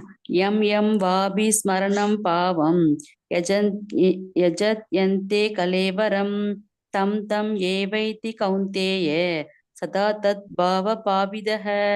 ஒருவன் தன் உடலை விடும்போது எந்த நிலையை எண்ணுகின்றானோ குந்தியின் மகனே, ஐயமின்றி அந்த நிலையை அவன் அடைகின்றான். ஹரே கிருஷ்ண மாதாஜி. ஹரே கிருஷ்ணா மாதாஜி. அப்ப நம்ம இந்த சரீரத்தை விடும்போது என்ன நினைக்கிறோமோ அதுதான் அடுத்து நம்மளுக்கு அடுத்த பிறவிக்கு ஆத்தாரமா அமையும் அப்படின்றத இந்த ஸ்லோகத்துல நம்ம தெரிஞ்சுக்கிறோம். அதற்கான ஸ்டோரி தான் இது. பாகவதத்துல நமக்கு 5.9 5th கேண்டோல 9th சாப்டர்ல இருக்கு. இந்த ஸ்டோரி என்ன அப்படின்னா பரத் மகாராஜரோட ஸ்டோரி. பரத் மகாராஜர் ரொம்ப உயர்ந்த மகாராஜர். மகாராஜர் அவங்களும் சரிங்களா பக்தியில சிறந்து இருக்கிறாங்க. நல்ல அரசர், அதாவது ராஜ்யம், அப்புறம் வந்து நல்ல அந்த பவர் எல்லாமே அவங்ககிட்ட இருக்கு. ஃபேமிலி வெல்த் எல்லாமே இருக்கு, ஒரு குறையும் இல்லை அவங்களுக்கும். அப்படி இருக்கும்போது அந்த காலத்துல இந்த வர்ணாசிரம முறைப்படிதான் வாழ்க்கை வாழ்வாங்க. பிரம்மச்சரி சத்திரிய பிரம்மச்சரி கிரகஸ்தா வானப்பிரஸ்தா சன்னியாசி அப்படின்றவாறு வாழ்க்கை. இதுதான் வாழ்க்கையோட முறை சரிங்களா. பகவான் நமக்கு அமைச்சு கொடுத்த வாழ்க்கையின் முறை. பிரம்மச்சரின் போது நாலேஜ் கெயின் பண்ணிக்கணும். கிரகஸ்தானும் போது இந்த குடும்ப வாழ்க்கையில ஈடுபடுவோம். அதுக்கப்புறம் வானப்பிரஸ்தான்றது குடும்ப வாழ்க்கையிலேருந்து கொஞ்சம் விலகி இருப்போம். சன்னியாசம்ன்றது கடைசியில நம்ம பகவானை மட்டுமே பக்தி பண்ணி நம்ம பகவானை அடையிறது. இந்த ஒரு முறை தான் வாழ்க்கையின் முறை. அந்த நிலையும் அவங்க வந்து நல்லபடியா ஃபாலோ பண்றாங்க சரிங்களா. அப்ப அவங்க கிரகஸ்த வாழ்க்கை வாழ்றாங்க, நல்லபடியா ராஜ்ய பரிபாலனம் பண்றாங்க. தன்னோட மகனுக்கு அந்த ஒரு தகுதி வந்த உடனே என்ன பண்ணிடுறாங்க, ராஜ்யத்தை மகன் கிட்ட கொடுத்துட்டு இவங்க வந்து சன்னியாச வாழ்க்கை வாழறதுக்காக காட்டுக்கு வந்துடுறாங்க. வந்து முழுமையா பக்தி மார்க்கத்தில் தன்னை ஈடுபடுத்திக்கிறாங்க அப்படின்னு நம்ம இங்க பாக்குறோம். அந்த மாதிரி எல்லாத்தையும் விட்டுட்டு பக்தி பண்ணி பகவானை அடையணும்ட்டு சன்னியாச வாழ்க்கைக்கு வந்து காட்டுல இவங்க பக்தி பண்ணிட்டு இருக்காங்க. அப்ப என்ன ஆகுதுன்னா, ஒரு நாள் வந்து ஒரு மான் வந்து பிரெக்னென்ட் டீர் வந்து அங்க வருது. அங்க வந்து அது என்ன பண்ணுதுன்னா, தண்ணீர் குடிக்கிறதுக்காக பரத் மகாராஜர் குடிலுக்கு பக்கத்துல அது வருது சரிங்களா. அங்க வந்துட்டு தண்ணீர் குடிக்கும்போது பின்னாடி இருந்து சிங்கம் கர்ஜிக்கும் சப்தம் கேட்கும். அது கேட்டோடனே மானுக்கு எப்பயும் பயந்த சுபாவம் இல்லையா, அது என்ன பண்ண பயத்துல வந்துட்டு அந்த ஆத்துக்குள்ளார வென்றும். அப்ப அந்த குட்டிமான் மட்டும் அதுவும் பிறந்துரும். அது வந்துட்டு இருக்கும். பரத் மகாராஜர் போயிட்டு அந்த குட்டிமானை எடுத்துட்டு வந்து வளர்ப்பாங்க. ஏன்னா மான் வந்து அம்மா மான் வந்து தண்ணியில போயிடும். அதனால குட்டிமானை கொண்டு வந்துருவாங்க. வந்து என்ன பண்ணுவாங்கன்னா, அதுக்கு அம்மா இல்லையேன்னு சொல்லிட்டு அதை ரொம்ப நல்லபடியா பார்த்துப்பாங்க சரிங்களா. அதுக்கு வேணுங்கிறதெல்லாம் கொடுத்து, அதுக்கு அந்த அன்பையும் கொடுத்து அதை நல்லபடியா பாத்துக்கிறாங்க. இப்படியே அவங்களுக்கு என்ன அந்த மான்குட்டி மேல ரொம்ப அதிகமான பிரியம் ஏற்பட்டுருது, பற்றுதல் ஏற்பட்டுருது. அப்ப என்ன ஆகுது அப்படின்னா, இந்த மான் வந்து போனது ஒரு நாள் திரும்பி வரவே இல்லை. அவங்களுக்கு மனம் ரொம்ப வேதனை ஆயிடுது. மானுக்கு ஏதோ ஆபத்து வந்துருச்சு, வழி தெரியாம எங்க போயிடுச்சோன்ட்டு ரொம்ப வருத்தப்பட்டு அந்த நிலையிலேயே அவங்க என்ன பண்றாங்க அப்படின்னா, அவங்களோட உயிரை வந்து அவங்க விடுறாங்க. ஆனா அவங்க என்ன விட்டுட்டு வந்தாங்க வாழ்க்கையில, அவங்களோட ராஜ்யம், மனைவி, குழந்தைங்க, வெல்த், பவரு எல்லாத்தையும் விட்டுட்டு வந்தாங்க. ஆனா இங்க வந்து என்ன பண்ணாங்க, ஒரு மான்குட்டி மேல இருந்த அன்புனால அந்த மானை நினைச்சிட்டு அவங்க உயிரை விடுறாங்க. இதெல்லாம் வந்துட்டு கற்பனை கதைகள் கிடையாது. இதெல்லாம் நிஜமா நடந்தது. பாகவதத்துல இந்த ஸ்டோரிஸ் எல்லாம் உண்டு சரிங்களா. இதெல்லாம் எதற்காக நமக்கு பாகவதத்துல கொடுத்துருக்காங்கன்னா, நமக்கு தெரிஞ்சுக்கிறதுக்காக. எப்பயுமே கஷ்டத்தை நம்ம வந்துட்டு அடிபட்டு தெரிஞ்சுக்கணும் இல்ல. சிலவங்க ஒரு பாதையில போய் எங்கேயாவது விழுந்துட்டாங்க அப்படின்னா, அந்த இடத்துல பள்ளம் இருந்துன்னா நம்ம என்ன பண்ணுவோம், ஜாக்கிரதையா போவோம் இல்லைங்களா. அந்த மாதிரி நமக்கு வழிகாட்டுறதுக்காக கிடைக்கிற பாஸ்ட் டைம்ஸ் தான் இதெல்லாம். தன்னோட டிவோட்டிஸ் மூலியமாவே நமக்கு என்ன பண்றாங்க, பகவான் வழிகாட்டுறாங்க. இப்ப அர்ஜுனன் மூலியமா நமக்கு என்ன பண்றாங்க, பகவத்கீதை கொடுக்குறாங்க, வாழ்க்கையின் வழிகாட்டுதல. அதே மாதிரி இங்கே வந்துட்டு நம்ம வந்துட்டு இதெல்லாம் தெரிஞ்சுக்கணும், நம்ம கவனமா இருக்கணும்ன்றதுக்காக கொடுக்குற பாஸ்ட் டைம்ஸ் தான் இதெல்லாம். சோ அந்த வகையில இவங்க வந்து என்ன பண்றாங்கன்னா, மானே நினைச்சிட்டு தன்னோட விடலை விடுறாங்க. சோ அடுத்த பிறவில அவங்களுக்கு என்ன கிடைக்குன்னா, மான் பிறவி கிடைக்குது சரிங்களா. அப்ப அந்த மான் பிறவி எடுத்தப்ப பிறவில அவங்க செஞ்ச அந்த பக்தியின் காரணமா அவங்களுக்கு பிறவில அவங்க பரத் மகாராஜர் இருந்தது ஞாபகம் வருது.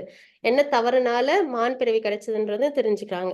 அதுக்கப்புறம் அந்த மான் பிறவி நல்லபடியா அவங்க வாழ்ந்துட்டு மறுபடியும் அடுத்த பிறவி அவங்களுக்கு மனித பிறவி கிடைக்குது.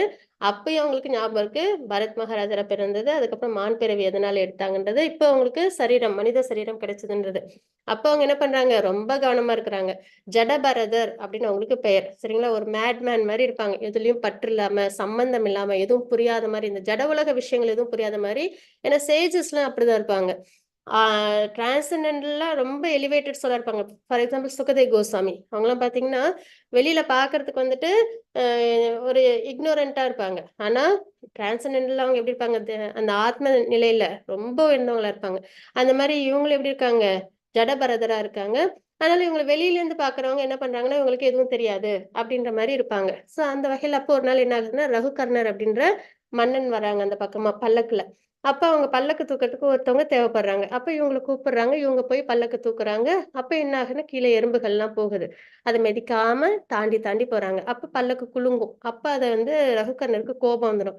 உனக்கு பல்லக்கு கூடமா தூக்க தெரியாதுன்னு கடிஞ்சு பேசுவாங்க. அப்போ ஜடபரதர் ஆத்ம தத்துவத்தை அவங்களுக்கு விளக்கம் கொடுப்பாங்க. அப்போ அவங்களும் பக்தி மார்க்கத்துக்கு ரகுகர்ணனும் வருவாங்க. அப்ப 2 பேருமே பக்தி பண்ணி பகவானை அடையறாங்க அப்படின்றத நம்ம இங்க தெரிஞ்சுக்கிறோம். இந்த பாஸ்ட் டென்ஸ் தான் இந்த ஸ்லோகத்துக்கான ஒரு உதாரணம். சரிங்களா? ஒருவன் தனது உடலை விடும்போது எந்த நிலையை எண்ணுகின்றானோ ஐயமின்றி அந்த நிலையை அவன் அடைகின்றான் அப்படின்றதான உதாரணம் நம்ம பாக்குறோம். ஹரே கிருஷ்ண மாதாஜி 8.7 ஸ்லோகம். हरे कृष्ण माताजी। जय श्री माताजी। हरे कृष्णा। हरे कृष्ण माताजी। हरे प्रणाम कृष्ण माताजी। माताजी। प्रणाम माताजी। तस्मात् सर्वेषु कालेषु मामनुस्मरयुत्य च मय्यर्पितमनो बुद्धिर् मामेवैष्यस्य संशयः. எனவே அர்ஜுனா, என்னை இந்த கிருஷ்ண உருவில் எப்போதும் எண்ணிக்கொண்டு அதே சமயம் உனக்கு விதிக்கப்பட்ட கடமையான போரிடுதலையும் செய்வாயாக. உன்னுடைய செயல்களை எனக்கு அர்ப்பணித்து உன்னுடைய மனதையும் புத்தியையும் என்னில் நிலைநிறுத்துவதன் மூலம் நீ என்னையே அடைவாய் என்பதில் ஐயமில்லை. ஹரே கிருஷ்ணா. ஹரே கிருஷ்ண மாதாஜி. இப்ப ப்ராசஸ் சரிங்களா? பகவான் நம்ம வாழ்க்கையை எப்படி வாழணும் இப்ப நம்ம தெரிஞ்சுக்கிட்டோம். இருக்கும் நேரத்துல பகவானை நினைக்கணும் அப்படின்னு. அப்ப அது எப்படி அந்த நினைவுக்கு நம்ம பகவானை கொண்டு வர முடியும்? அந்த ப்ராசஸ் தான் இந்த ஸ்லோகத்துல நம்ம தெரிஞ்சுக்கிறோம். என்னை இந்த கிருஷ்ண உணர்வில் எப்பொழுதும் எண்ணிக்கொண்டு எப்பயும் பகவான் ரூபத்தை பகவான மனசுல நினைச்சுக்கிட்டு சாண்டிங் பகவான் நாமத்தை உச்சரிச்சுக்கிட்டே அதே சமயம் உனக்கு விதிக்கப்பட்ட கடமையான போரிடுதலையும் செய்வாயாக. பகவான் 2வது அத்தியாயத்திலும் சொல்லிட்டாங்க, இங்கேயும் சொல்லிட்டாங்க. என்ன பண்ணணும்? நம்மளோட கடமையை அவசியம் செய்யணும். அதை நம்ம என்னைக்கும் புறக்கணிக்க கூடாது அப்படின்றது இங்க நம்மளுக்கு குறிப்பிடுறாங்க. இங்க அர்ஜுனரோட கடமை என்ன? சத்திரியன் போர் பண்ணணும் தர்மத்திற்காக, பகவானுக்காக. அதனால அவங்க என்ன சொல்றாங்க? உன்னுடைய கடமையான போரிடுதலையும் செய்வாயாக. உன்னுடைய செயல்களை எனக்கு அர்ப்பணித்து. ஆனா நம்ம என்ன செயல் செஞ்சாலும் இப்ப அர்ஜுனர் போர் பண்றாங்க, ஆனா பலனை எதிர்பார்க்கல. வெற்றியா தோல்வியா, ராஜ்யத்தை நம்ம அனுபவிக்கலாம், சந்தோஷம் அப்படின்லாம் எதுவுமே எதிர்பார்க்கல. அவங்க கடமையா செய்யறாங்க இல்லைங்களா? அதே மாதிரி நம்மளும் கடமையா நம்மளோட செயல்களை நம்ம செய்யணும். அப்படின்னு நிஷ்காம கர்ம யோகத்துல நம்ம செய்யணும். உன்னுடைய மனதையும் புத்தியையும், ஏன்னா மனதையும் புத்தியும் நம்ம பகவான் கிட்ட வைக்கலன்னா, ஏன்னா எல்லா பக்தி யோகத்துல நம்ம பார்த்தோம் அப்படின்னா 6வது அத்தியாயத்துல இருந்து மனதை எண்ணில் நிலைநிறுத்து அப்படின்வாங்க. அதுவும் மனதையும் புத்தியையும் எண்ணில் நிலைநிறுத்துவதன் மூலம், ஏன்னா இது ரெண்டும் நம்ம பகவான் மேல நிலைநிறுத்தலைன்னா ஜட உலக விஷயங்களை யோசிச்சு அதுல ஈடுபட்டு பிரச்சனையில மாட்டிப்போம். பிறப்பிறப்பு சூழ்ச்சியில மாட்டிப்போம். அந்த 7 கஷ்டங்களை அனுபவிச்சுட்டு இருப்போம். அப்ப அதனால நம்ம என்ன பண்ணணும்? ரொம்ப பாதுகாப்பா உயர்ந்த மனதையும் புத்தியையும் நம்ம என்ன பண்ணணும்? பகவான் மேல நம்ம நிலைநிறுத்தணும். நீ என்னையே அடைவாய் என்பதில் ஐயமில்லை. இந்த மார்க்கத்துல நம்ம வாழும்போது நம்ம பகவானையை நம்ம அடைவோம் அப்படின்றத பகவானிங்க நமக்கு ஐயமில்லை அப்படின்னு நம்மளுக்கு குறிப்பிடுறாங்க. ஹரே கிருஷ்ணா. ஹரே கிருஷ்ண மாதாஜி 8.8 ஸ்லோகம். हरे कृष्ण माताजी। मालती माताजी। हरे कृष्णा। हरे कृष्ण माताजी। हरे कृष्ण माताजी। प्रणाम माताजी। प्रणाम माताजी। हरे कृष्ण। अभ्यास योग युक्तेन चेतसा नान्यकामिना परमं पुरुषं दिव्यं यादि பார்த்தானுசிந்தயன். பரமபுருஷ பகவானாக என்னை தியானித்து எப்போதும் தனது மனதை நினைப்பதில் ஈடுபடுத்தி இவ்வழியிலிருந்து சற்றும் பிறளாது பயிற்சி செய்பவன் பார்த்தனே நிச்சயமாக என்னை அடைகின்றான். ஹரே கிருஷ்ண மாதாஜி. மாதாஜி. இப்ப இந்த மாதிரி பரமபுருஷ பகவானான என்னை தியானித்து, அந்த தியானிக்கிறதுக்கு தான் நம்மளுக்கு என்ன வேணும்? நாமரூப குணலீலைகள், பகவானை பத்தின நிறைய குணங்கள், லீலைகள், அவங்களோட திருநாமம், அவங்களோட ரூபம், இதெல்லாம் நம்ம நிறைய எக்ஸ்போஸ் பண்ணும். அதாவது நிறைய அதுல எக்ஸ்ப்ளோர் பண்ண பண்ண பண்ண நமக்கு என்ன ஆகும்? அவங்க நினைவு எப்பயும் நம்ம மனதுல இருக்கும். நிறைய கேட்கணும். அதுதான் சரிங்களா? எப்பொழுதும் தனது மனதை நினைப்பதில் ஈடுபடுத்தி இவ்வழியிலிருந்து சற்றும் பிறழாது. எப்பயும் பகவானே நம்ம நினைக்கிறதுல நம்மள ஈடுபடுத்தி இதுல சற்றும் பிறழாது. அதாவது ஒரு பார்ட் டைம் ஜாப் கிடையாது. நான் காலையில சாயந்தரமும் சாமி கும்பிட்றேன், மற்ற நேரத்துல நான் என்னோட விருப்பப்படி இருக்கின்றது கிடையாது. சற்றும் பிறழாது பயிற்சி செய்பவன் அப்படின்னு அதுக்குதான் இது எப்படி சாத்தியம் அப்படின்னு பார்த்தா அதுதான் சொல்லுவாங்க. ஒரு கை குழந்தை மேல அம்மாவுக்கு எப்பயுமே கவனம் இருக்கும் இல்லைங்களா? என்ன வேலை செஞ்சாலும் தூக்கத்துலயுமே குழந்தை பாதுகாப்பா இருக்கா அப்படின்ற அந்த உணர்வு அவங்களுக்கு இருந்துட்டே இருக்கும் இல்லைங்களா? அப்ப அது சாத்தியம்னும் போது இதுவும் சாத்தியம். அப்ப நம்ம பகவானை நம்ம என்னைக்கும் நம்மளோட நித்தியமான உறவு, அது ரொம்ப உயர்ந்த பகவான் இல்லைங்களா? அவங்கள பத்தி நம்ம என்ன பண்ணோம், எப்பயுமே நம்ம நினைச்சுக்கிட்டே நம்ம பக்தி பண்ணிட்டே இருக்கணும் அப்படின்றதுதான். அதுக்கு பிரியம் வேணும். அந்த பிரியத்துக்கு தான் நம்மளுக்கு சத் சங்கம், பரம்பரை நிறைய கேட்கறது இதெல்லாம் நம்மளுக்கு அவசியம் தேவை. அந்த வகையில் நம்ம எப்பயும் நம்ம பகவானை மனசுல நிலைநிறுத்தணும். நிச்சயமாக என்னை அடைகின்றான். இந்த மாதிரி யாரு வந்து பக்தி பண்றாங்களோ அவங்க என்ன கண்டிப்பா அடையறாங்கன்றத பார்க்கிறோம். இப்ப இந்த பாகவதத்துல 6.1 6வது அத்தியாயத்துல 1வது ஆறாவது காண்டத்துல 1வது அத்தியாயத்துல உள்ள ஒரு பாஸ்ட் டென்ஸ் இது. அஜாமிலாவோட பாஸ்ட் டென்ஸ் இது. இவங்க வந்து ஒரு சிறந்த பிராமணன், சரிங்களா? இவங்க வந்து ரொம்ப சிறந்த பிராமணன். இவங்க வந்து கலியுகத்துல ஒரு நல்ல ஒரு பிராமணன் அப்படின்னா இவங்களதான் சொல்லுவாங்க. அந்த அளவுக்கு ஒரு நல்ல பிராமணனா இருக்காங்க. அவங்களோட இது நாலேஜ்ல அவங்க ரொம்ப சிறந்திருக்காங்க, நிலையில, பிராமண நிலையில. அந்த வகையில என்ன ஆகுது அப்படின்னா இவங்களுக்கு வந்து கல்யாணம் ஆகி குழந்தைங்களாம் இருக்காங்க, ஒய்ஃப் அப்புறம் அப்பா அம்மா எல்லாம் இருக்காங்க. நல்லபடியா இவங்களோட குடும்பத்தோட ரொம்ப சிறப்பா இவங்களோட வாழ்க்கை இவங்களும் வாழ்ந்துட்டு இருக்காங்க. அப்போ ஒரு தடவை என்ன ஆகுதுன்னா யாகம்லாம் செய்யறதுக்காக இவங்க காட்டுக்கு போறாங்க. காட்டுக்கு போயிட்டு கொஞ்சம் விறகுலாம் எடுத்துட்டு வரதுக்காக போறாங்க. அப்போ போகும்போது என்ன ஆகுது அப்படின்னா வழியில வந்துட்டு ஒரு ஆணும் பெண்ணும் ஒண்ணா இருக்கிறது இவங்க பாத்துடுறாங்க. பார்த்தோன்னே அந்த பெண் மேல இவங்களுக்கு ரொம்ப ஈர்ப்பு ஏற்பட்டுடுது, சரிங்களா? ரொம்ப அந்த பெண் கிட்ட இவங்களுக்கு அலாதி பற்று ஏற்பட்டுருது. அப்புறம் என்ன பண்றாங்கன்னா இவங்க சரின்னு சொல்லிட்டு திரும்பி விறகுலாம் எடுத்துட்டு வீட்டுக்கு வராங்க. வந்து இவங்களோட மனதை வந்து மறுபடியும் நிலைக்கு கொண்டு வரதுக்கு முயற்சி பண்றாங்க. ஆனா முடியல, சரிங்களா? அதுக்கப்புறம் என்ன பண்றாங்கன்னா அந்த பெண்மணி கிட்டே போயிட்டு தன்னை கல்யாணம் பண்ணிக்கணும்ன்றத சொல்றாங்க. அந்த பெண்மணி வந்து ஒரு வேசியாஸ்திரி, சரிங்களா? அவங்க என்ன சொல்றாங்கன்னா அவங்களோட பிராமண தொழில கிடைக்கிற வருமானம் எனக்கு பத்தாது. அதனால எனக்கு என்னோட தேவைகள் பூர்த்தி பண்ணிக்க முடியாது. அதனால எனக்கு திருமணம் பண்ணிக்க வேணாம்னு சொல்லுவாங்க. இல்ல, நான் உன்னுடைய தேவைகள் எல்லாமே நான் வந்து பூர்த்தி பண்றேன் அப்படின்றத இவங்களும் சொல்லுவாங்க. சரின்னு சொல்லிட்டு அந்த பெண்மணி இவங்கள திருமணம் பண்ணிக்கிறாங்க. இப்படி இவங்க 2 பேருக்கு 10 குழந்தைங்களும் பிறந்தது. 10வது குழந்தைக்கு நாராயணா அப்படின்னு பெயரும் வச்சிடுறாங்க. அப்ப என்ன ஆகுதுன்னா அந்த அந்த பெண்மணிக்கு இவங்களோட பிராமண இதுல வர வருமானம் பத்தல. ஆனாலும் இவங்க என்ன பண்றாங்கன்னா நிறைய பொய் சொல்றது, அப்புறம் வேற ஏதோ அதர்ம வழியில தன்னை ஈடுபடுத்திக்கிறது, இப்படின்னு நிறைய அதர்மத்துல ஈடுபடுறாங்க. அதை வழி புரோக்கர் மாதிரி அவங்க கிட்ட வந்து பணம்லாம் எடுத்துக்கிறது, மிரட்டி, அந்த மாதிரி சில தவறான செயல்கள்ல தன்னை ஈடுபடுத்திக்கிறாங்க. அப்ப என்ன ஆயிடுது, ஒரு ஒரு சிறந்த பிராமணனா இருக்காங்க. ஆனா வந்து ஒரு தவறான விஷயத்தின் மேல மனம் லயிச்சதுனால என்ன ஆயிடுது, இவங்க பற்றுதல் அந்த பெண்மணி மேல வந்ததுனால நிறைய அதர்மங்களையும் இவங்க ஈடுபட்டுடுறாங்க. சோ இந்த மாதிரி இருக்கும்போது அப்புறம் என்ன ஆகுது அப்படின்னா கடைசி காலம் வருது, அந்திம காலம் வருது. அப்ப வந்து என்ன ஆகுதுன்னா இவங்களோட தன்னோட அந்த கடைசி பிள்ளை நாராயணான்னு பேர் வச்சாங்க இல்லைங்களா? அந்த பிள்ளை மேல இவங்களுக்கு ரொம்ப அதிக பாசம். அதனால நாராயணா நாராயணான்னு அந்த பிள்ளை மேல உள்ள பாசத்துல கூப்பிடுறாங்க, சரிங்களா? அப்போ உடலை விடும் சமயத்துல அப்ப என்ன ஆகுது அப்படின்னா யம தூதர்கள் வராங்க.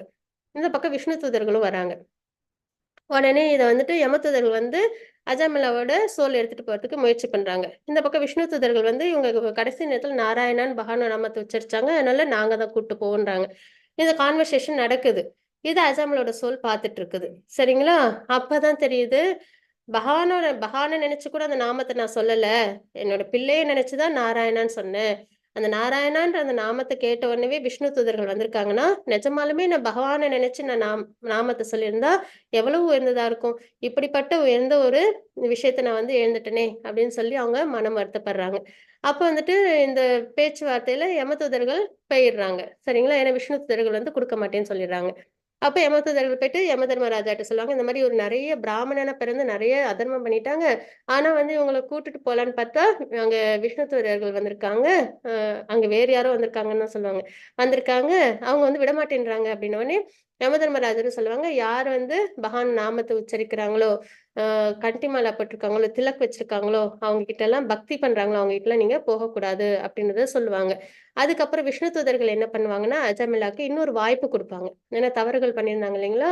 அதனால இன்னொரு வாய்ப்பு கொடுத்து அந்த வாய்ப்புல இவங்க ஹரித்வார்ல நல்லபடியா பகவான் நாமத்தை பகவானை நினைச்சு ஆத்மார்த்தமா ஜபிச்ச அப்புறம் இவங்க என்ன பண்ணுவாங்கன்னா பகவான் லோகத்தை இவங்க அடையிறாங்க அப்படின்னு நம்ம இங்க தெரிஞ்சுக்கிறோம். அதனால இந்த ஸ்டோரியில நம்ம என்ன தெரிஞ்சுக்கிறோம், மனதை நம்ம ரொம்ப பத்திரமா வச்சிருக்கணும். இல்லைன்னா புலனின்ப விஷயங்கள்ல இவங்க நல்ல சிறந்த பிராமணன் தான், ஆனாலும் என்ன ஆயிடுச்சு, அந்த மனம் வந்து தவறான ஒரு விஷயத்துல ஈர்ப்பு ஏற்பட்டு தவறான செயல்களை தானே ஈடுபடுத்திக்கிட்டாங்கன்றதை பாக்குறோம் இல்லைங்களா? சரி, அதனால நம்ம அந்த மனதை நம்ம பத்திரமா வச்சிருக்கணும். அதே மாதிரி இந்த பாஸ்ட் டென்ஸ்ல அதமலோட சோல் பார்த்துட்டு இருக்க மாதிரி நம்மளும் பார்க்குறோம். சரிங்களா? அதனால நம்மளும் என்ன பண்றோம், தெரியாம கூப்பிட்டதுக்கே பகவான் நாமத்தை சொன்னதுக்கே விஷ்ணு தூதர்கள் வராங்க. அப்ப நம்ம ஆத்மார்த்தமா அதமலாக்கு 2வது வாய்ப்பு கிடைச்ச மாதிரி தான் நமக்கு. இப்ப நம்ம ஆத்மார்த்தமா நம்ம பகவான் நாமத்தை நம்ம உச்சரிக்கணும் அப்படின்றத நினைச்சு நம்மளும் எப்பயும் சாண்டிங் பண்ணணும் உயர்ந்த பகவானோட நாமத்தை அப்படின்னு நம்ம இங்க தெரிஞ்சுக்கிறோம். ஹரே கிருஷ்ண மாதாஜி 8.9 ஸ்லோகம். हरे कृष्ण माताजी। श्रीविद्या माताजी हरे कृष्णा।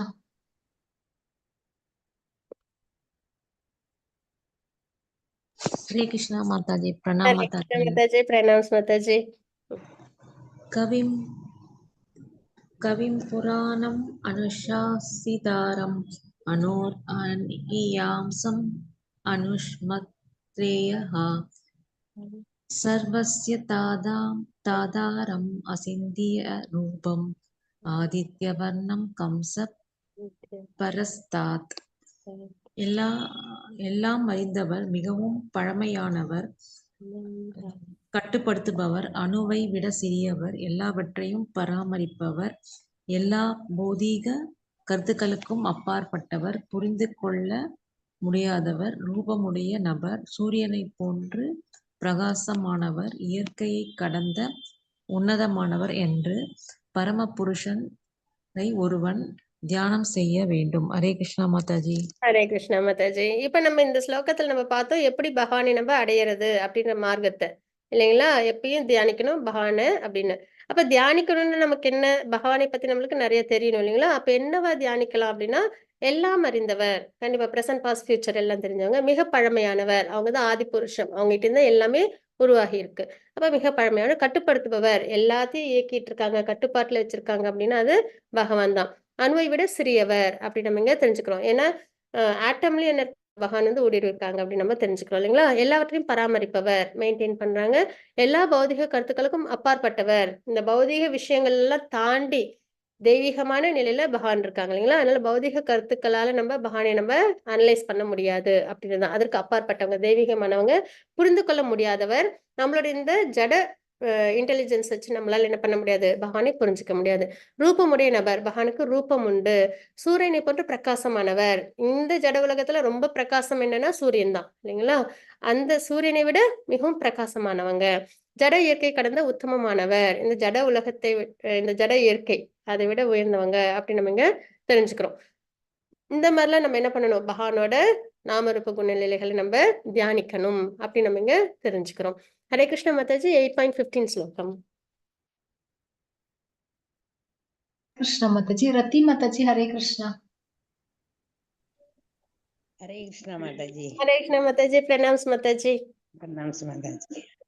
माम उपेत्य पुनर्जन्म तु कालयम् आशाश्वतम् नाप्नुवन्ति महात्मान संसिद्धिं परमां कदा. பக்தியில் யோகிகளான மகாத்மாக்கள் என்னை அடைந்த பிறகு முற்றிலும் துன்பம் நிறைந்த இந்த தற்காலிகமான உலகத்திற்கு திரும்பி வருவதே இல்லை.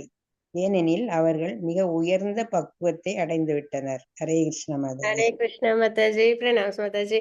இப்ப இந்த ஸ்லோகம் இங்க நம்ம வந்து இப்ப பகவானை பத்தி நினைக்கணும் அப்படின்னு பார்த்தோம் இல்லைங்களா? அப்ப நம்ம நிறைய இந்த விஷ்ணு தத்துவா இதெல்லாம் பத்தி நம்ம நிறைய தெரிஞ்சுக்கும் போது நமக்கு அந்த விலாஷ, அதாவது இந்த பகவானுக்கு அப்புறம் அவங்ககிட்ட இருந்து பலராமர்ல இருந்து சதுர்யுகத்துல இருந்து இந்த மாதிரி இந்த உலகங்கள்லாம் எப்படிலாம் உருவாகி இருக்கு, இதெல்லாம் நம்ம வந்து நல்லபடியா தெரிஞ்சுக்கும் போது, அதாவது பாகவதம் நம்ம நல்லபடியா வாசிக்கும் போது நம்மளால பகவானை நல்லபடியா அவங்க மேல நம்ம மனதை நிலைநிறுத்த முடியும் அப்படின்றது. இதுவா சொல்லணும்னா நாமரூப குணநிலைகள்ல நம்மள ஈடுபடுத்திக்கணும், நிறைய நம்ம பகவானை பத்தி கேட்கணும் அப்படின்றது. அதுக்கப்புறம் இங்க வந்துட்டு 8.15 ஸ்லோகத்துல பக்தியில் யோகிகளான மகாத்மாக்கள் நம்ம நேத்திக்கே பார்த்தோம் இல்லைங்களா? மகாத்மாக்கள் பகுநாம் ஜன்மநாமந்தே, அதுல அந்த அளவுல பகவான் தான் சர்வ காரணம், பகவான் தான் உயர்ந்தவங்க அப்படின்னு நம்ம தெரிஞ்சுக்கிறோம் இல்லைங்களா? பக்தி பண்றோம். அந்த மகாத்மாக்கள் என்னை அடைந்த பிறகு, பகவானை அடைஞ்ச பிறகு இந்த ப்ராசஸ்ல, சரிங்களா, நம்ம பார்த்தோம் இல்லைங்களா? நம்ம வந்துட்டு நம்மளோட கடமையும் செய்யணும், மனதை பகவான் மேல் நிலைநிறுத்தணும், எப்பயும் பகவான் நம்ம மனசுல நினைச்சிட்டு இருக்கணும் அப்படின்னு நம்ம பார்த்தோம் இல்லைங்களா? ஸோ இந்த ப்ராசஸ்ல நம்ம பக்தி பண்ணும்போது அந்த மகாத்மாக்கள் பகவானை அடைந்ததுக்கு அப்புறம் முற்றிலும் துன்பம் நிறைந்த இந்த தற்காலிகமான உலகத்திற்கு, இந்த ஜட உலகத்துக்கு திரும்பி வருவதில்லை. அவர்கள் எங்க எங்க நம்ம வந்து அடையிறோம் அப்படின்னா பகவான் லோகத்தை அடையிறோம். அவர்கள் மிக உயர்ந்த பக்குவத்தை அடைந்து விட்டனர். அந்த நாலேஜ்ல நம்ம பெர்ஃபெக்ட் ஆயிரும், பக்தியில நம்ம சிறந்து வரோம் அப்படின்னாலே நம்ம பகவானோட லோகத்தை நம்ம அடைஞ்சிருவோம். திருப்பி இந்த ஜட உலகத்துல பிறப்புன்றது கிடைக்காது அப்படின்னு நம்ம இங்க தெரிஞ்சுக்கிறோம். ஹரே கிருஷ்ணா மாதாஜி. 8.16 ஸ்லோகம். हरे कृष्णा माताजी। अंबुजावली माताजी हरे कृष्णा। हरे कृष्ण माताजी। ஹரே கிருஷ்ணா மாதாஜி. ब्रह्म भुवनान् लोका पुनर् आवर्तिनोऽर्जुन मामुपेत्यदु कौन्तेय पुनर्जन्मन्न विद्यते। ஜட உலகின் மிக உயர்ந்த லோகத்திலிருந்து மிகவும் தாழ்ந்த லோகம் வரை அனைத்தும் பிறப்பும் இறப்பும் மாறி மாறி நடைபெறும் துன்பம் நிறைந்த இடங்களே. ஆனால் குந்தியின் மகனே, என்னுடைய இடத்தை அடைபவன் என்றும் மறுபிறவி எடுப்பதில்லை. ஹரே கிருஷ்ணா மாதாஜி. இங்க ஜட உலகத்துக்கும் ஆன்மீக உலகத்துக்கும் உள்ள வித்தியாசம் என்ன அப்படின்றத நம்ம இங்க பாக்குறோம். இந்த ஜட உலகத்துல உயர்ந்த லோகம் முதல் தாழ்ந்த லோகம் வரைக்கும் என்ன இருக்கு? பிறப்பு இறப்பு அப்படின்ற அந்த துன்பம் இருக்கதான் செய்யுது அப்படின்னு நம்ம இங்க பாக்குறோம். அதுவும் இல்லாம எல்லாமே வந்துட்டு என்னது? கலவரம் நிறைந்த பூமி அப்படின்றத தெரிஞ்சுக்கிறோம். சொர்க்கம் சொர்க்கம் நம்ம சொல்லுவோம். ஏதாவது ஒண்ணு நம்ம இங்கே சந்தோஷத்தான சொர்க்கம் மாதிரி இருக்கு அப்படின்னு இல்லைங்களா? ஆனா அந்த சொர்க்கத்திலயும் வந்துட்டு இந்திரன் பதவிக்கு எப்பயுமே என்ன பண்ணிட்டு இருப்பாங்க? பயந்துகிட்டே இருப்பாங்க. யாராவது அஸ்வமேத யாகம் பண்ணிட்டு நம்மளோட பதவிக்கு வந்துருவாங்களோ அப்படின்னு. அதுக்கப்புறம் அசுரர்களுக்கும் தேவர்களுக்கும் சண்டை நடக்கும் இல்லைங்களா? ஸோ அந்த வகையிலயும் அவங்களுக்கு சிரமம் தான். ஸோ அங்கேயும் என்ன இருக்கு? கலவரம் இருக்கு அப்படின்றது தெரிஞ்சுக்கிறோம். அதே மாதிரி பூமியில நம்ம பார்க்க தான் செய்யறோம் இல்லைங்களா? இங்கேயும் வந்துட்டு நிறைய கலவரம் நிறைந்த பூமி. அதே மாதிரி நரகத்திலையும் தண்டனைகள் அனுபவிக்கிற இடம், அதுவும் கொடுமையானது. சோ அந்த வகையில் இந்த ஜட உலகத்துல மேலுலகம் முதல் கீழுலகம் வரை என்ன இருக்கு? எல்லாமே பிறப்பிறப்பு சுழற்சி இருக்கு, கஷ்டங்களும் நிறைஞ்சிருக்கு அப்படின்னு நம்ம இங்க தெரிஞ்சுக்கிறோம். ஆனா பகவானோட லோகத்தை அடைஞ்சதுக்கு அப்புறம் நம்மளுக்கு இந்த மறுபிறப்பு, இந்த பிறப்பிறப்பு சுழற்சி அதெல்லாம் வந்து கிடையாது அப்படின்னு நம்ம இங்க தெரிஞ்சுக்கிறோம். ஹரே கிருஷ்ணா மாதாஜி. 8.17, 18, 19 ஸ்லோகங்கள். हरे कृष्णा माताजी। गीता माताजी हरे कृष्णा।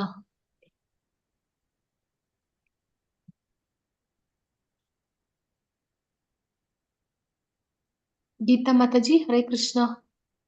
हरे कृष्ण माताजी। ஹரே கிருஷ்ணா மாதாஜி. सहस्र युग पर्यन्त महार यत् ब्राह्मणो विदुः रात्रियं युग सहस्र रान्तं ते अहोरात् रवितो जनः अव्याक्तात् व्यक्त्य सर्वः प्रवत्याः रागमे रात्र यागमे प्रलयन्ते तत्र वा संचिके भूतक्रामसा एव यां भूत्वा भूत्वा प्रलयते रदात् यागमे अवश्य पार्थ प्रवत्याहारमे। हरे कृष्णा। ஹரே கிருஷ்ணா மாதாஜி. மனித கணக்கின்படி 1000 யுகங்களை கொண்ட காலம் பிரம்மன் ஒரு பகலாகும். அவரது இரவின் காலம் அது போன்று நீண்டதே. பிரம்மாவின் பகல் தோன்றும் பொழுது எல்லா ஜீவாத்மாக்களும் அவ்வியக்த நிலையிலிருந்து தோன்றுகின்றன. பின்னர் இரவு வந்தவுடன் அவர்கள் மீண்டும் அவ்வியக்துடன் இணைந்து விடுகின்றனர். மீண்டும் மீண்டும் பிரம்மாவின் பகல் வரும்போது இந்த ஜீவாத்மாக்கள் தோன்றுகின்றனர். பிரம்மாவின் இரவு வரும்போது இவர்கள் அனாதரவாக அழிக்கப்படுகின்றனர். ஹரே கிருஷ்ண மாதாஜி. ஹரே கிருஷ்ணா தப்பா படிச்சிட்ட மாதாஜி ஸ்லோகம்லாம். இல்ல மாதாஜி, அப்படிலாம் எதுவும் இல்ல மாதாஜி. ஹரே கிருஷ்ணா மாதாஜி. ஹரே கிருஷ்ணா. இங்க நம்ம என்ன தெரிஞ்சுக்கிறோம் அப்படின்னா, இந்த ஸ்லோகங்கள்ல பிரம்மாவோட ஒரு நாள் கணக்கு அப்படின்னு நம்ம பார்த்தோம் இல்லைங்களா? 4வது அத்தியாயத்துல இந்த 4 யுகங்கள், இந்த 4 யுகங்களும் 1000 முறை சுழற்சி எடுக்கும்போது பிரம்மாவோட ஒரு பகல், அதே மாதிரி ஒரு 1000 முறை சுழற்சி எடுக்கும்போது பிரம்மாவோட ஒரு இரவு அப்படின்னு நம்ம பாக்குறோம் இல்லைங்களா? சோ அந்த வகையில நமக்கு எப்படி ஒரு பகல் அப்படின்போது நம்ம எல்லாரும் ஆக்டிவா வேலை செய்யறோம், இரவுன்னும் போது உறங்க போயிடும் இல்லைங்களா? அதே மாதிரி பிரம்மோட பகல் தோன்றும் போது எல்லா ஜீவாத்மாக்களும் அவ்வியக்தத்திலிருந்து, அதாவது இரவு அப்படின்றத நம்ம எடுத்துக்கலாம் சரிங்களா? அவ்வியக்தம்ன்றது எந்த செயலும் செய்யாத ஒரு நிலை. அந்த நிலையில இருந்து நம்ம வெளியில வரும், நல்ல ஆக்டிவா இருக்கும், நம்ம செயல்களை நம்ம செய்யறோம், பிறப்பிறப்பு சுழற்சி எல்லாம் நல்லபடியா நடந்துட்டு இருக்குது. அதே மாதிரி பிரம்மோட இரவு வந்தவுடன் மீண்டும் அவ்வியக்தத்தில் நம்ம இணைந்து விடுகிறோம் அப்படின்னு நம்ம இங்க தெரிஞ்சுக்கிறோம். மறுபடியும் இன்ஆக்டிவ் ஆயிடுறோம். அதே மாதிரி பிரம்மோட பகல் வரும்போது மறுபடியும் நம்ம தோன்றோம் அப்படின்னு நம்ம இங்க தெரிஞ்சுக்கிறோம். மறுபடியும் இரவு வரும்போது அனாதரவாக அழிக்கப்படுகின்றனர் அப்படின்னு நம்ம இங்க தெரிஞ்சுக்கிறோம். அப்ப எப்படி ஒரு பகல் இரவு அதுல நம்ம எப்படி இருக்கோமோ அதே மாதிரி பிரம்மாவோட பகல் வரும்போது எல்லாமே இயங்கிட்டு இருக்கு, இரவு வரும்போது எல்லாமே அவ்வியக்தத்துல ஆக்டிவ் இல்லாம இருக்கும் அப்படின்னு நம்ம இங்க தெரிஞ்சுக்கிறோம். ஹரே கிருஷ்ண மாதாஜி. 8.20 ஸ்லோகம். हरे कृष्णा माताजी। दर्शिनी माताजी हरे कृष्णा। ஹரே கிருஷ்ணா மாதாஜி. மாதாஜி. ஐயோ எனக்கு ஒழுங்கா தெரிய மாட்டேங்குது அது. பிரியா, இங்க இருக்கு ஸ்லோகம். இல்ல அடுத்த ஸ்லைடு வாசிச்சு கொடுக்குறீங்களா? எனக்கு இது கிளியரா இல்ல. சரி, ஓகே. ஹரே கிருஷ்ணா. ஹரே கிருஷ்ணா மாதாஜி. மீரா மாதாஜி ஹரே கிருஷ்ணா.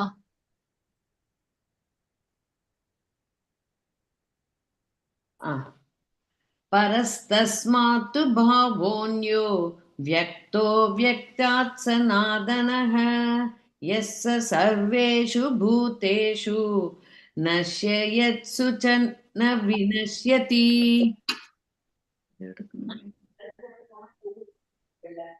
இங்க இருக்கு மாதாஜி. இருப்பினும் தோன்றி மறையும் இந்த ஜடத்திற்கு அப்பால் நித்தியமானதும் திவ்யமானதுமான மற்றொரு தோன்றாத இயற்கை உள்ளது. அது பரமமானது என்றும் அழிவடையாதது. இவ்வுலகில் உள்ள அனைத்தும் அழிவடையும் போது அப்பகுதி அழிவடைவதில்லை. பிரணாம்ஸ் மாதாஜி. பிரணாம்ஸ் மாதாஜி. ஹரே கிருஷ்ணா. இந்த ஸ்லோகத்துல நம்ம என்ன தெரிஞ்சுக்கணும்? இப்ப ஜட உலகம் ஆன்மீக உலகத்துக்குள்ள வித்தியாசங்கள் என்னன்னு பாக்குறோம். கலவரம் நிறைஞ்சது, பிறப்பிறப்பு சுழற்சி உள்ளது, அப்புறம் அவ்யக்தம், அப்புறம் அதாவது இயக்கத்தோட இருக்கிறது அப்படின்னு நம்ம பாக்குறோம் இல்லைங்களா? ஆனா இந்த தோன்றி மறையும் அதுதான் அதாவது கிரியேஷன் நடக்கும், அப்புறம் அனிகிலேஷன்லாம் நடக்குது. இதெல்லாம் இந்த ஜட உலகத்துக்கு உண்டு. ஆனா இது மாதிரி கிரியேஷன், மெயின்டெனன்ஸ், அனிகிலேஷன் இது எதுவுமே இருக்காது. எப்பயுமே நித்தியமா இருக்கக்கூடியது பகவானோட லோகம். அதுல வந்து இரவுன்றதே வராது. சரிங்களா? எப்பயும் பகல், எப்பயும் வந்து பிரகாசம், எப்பயுமே சந்தோஷம், பிறப்பிறப்பு சுழற்சி கிடையாது, அதிபுத்த அதி தெய்வ அத்தியாத்மா இதெல்லாம் வந்து கிடையாது. சரிங்களா? துன்பம்ன்றது கிடையாது, இன்பமான பகவானோட லோகம். அப்ப இதுதான் இங்க பாக்குறோம். தோன்றி மறையும் இந்த ஜடத்திற்கு அப்பால், ஜட உலகத்திற்கு அப்பால் நித்தியமானதும் எப்பயும் இருக்கக்கூடியது, திவ்யமானது, தெய்வீகமானது, தோன்றாத இயற்கை. சரிங்களா? மற்றது தோன்றாத இயற்கை எப்பயுமே நித்தியமா இருக்கக்கூடியது. இந்த மாதிரி தோன்றி மறையிறது கிடையாது. அது பரமமானது, என்றும் அழிவடைவதில்லை அப்படின்னு நம்ம இங்க தெரிஞ்சுக்கிறோம். என்னைக்கும் இருக்கிறது. இவ்வுலகில் உள்ள அனைத்தும் அழிவடையும் போதும் இந்த ஜட உலகத்துக்கு தான் அழிவு அப்படின்றது இல்லைங்களா? Creation, maintenance, annihilation.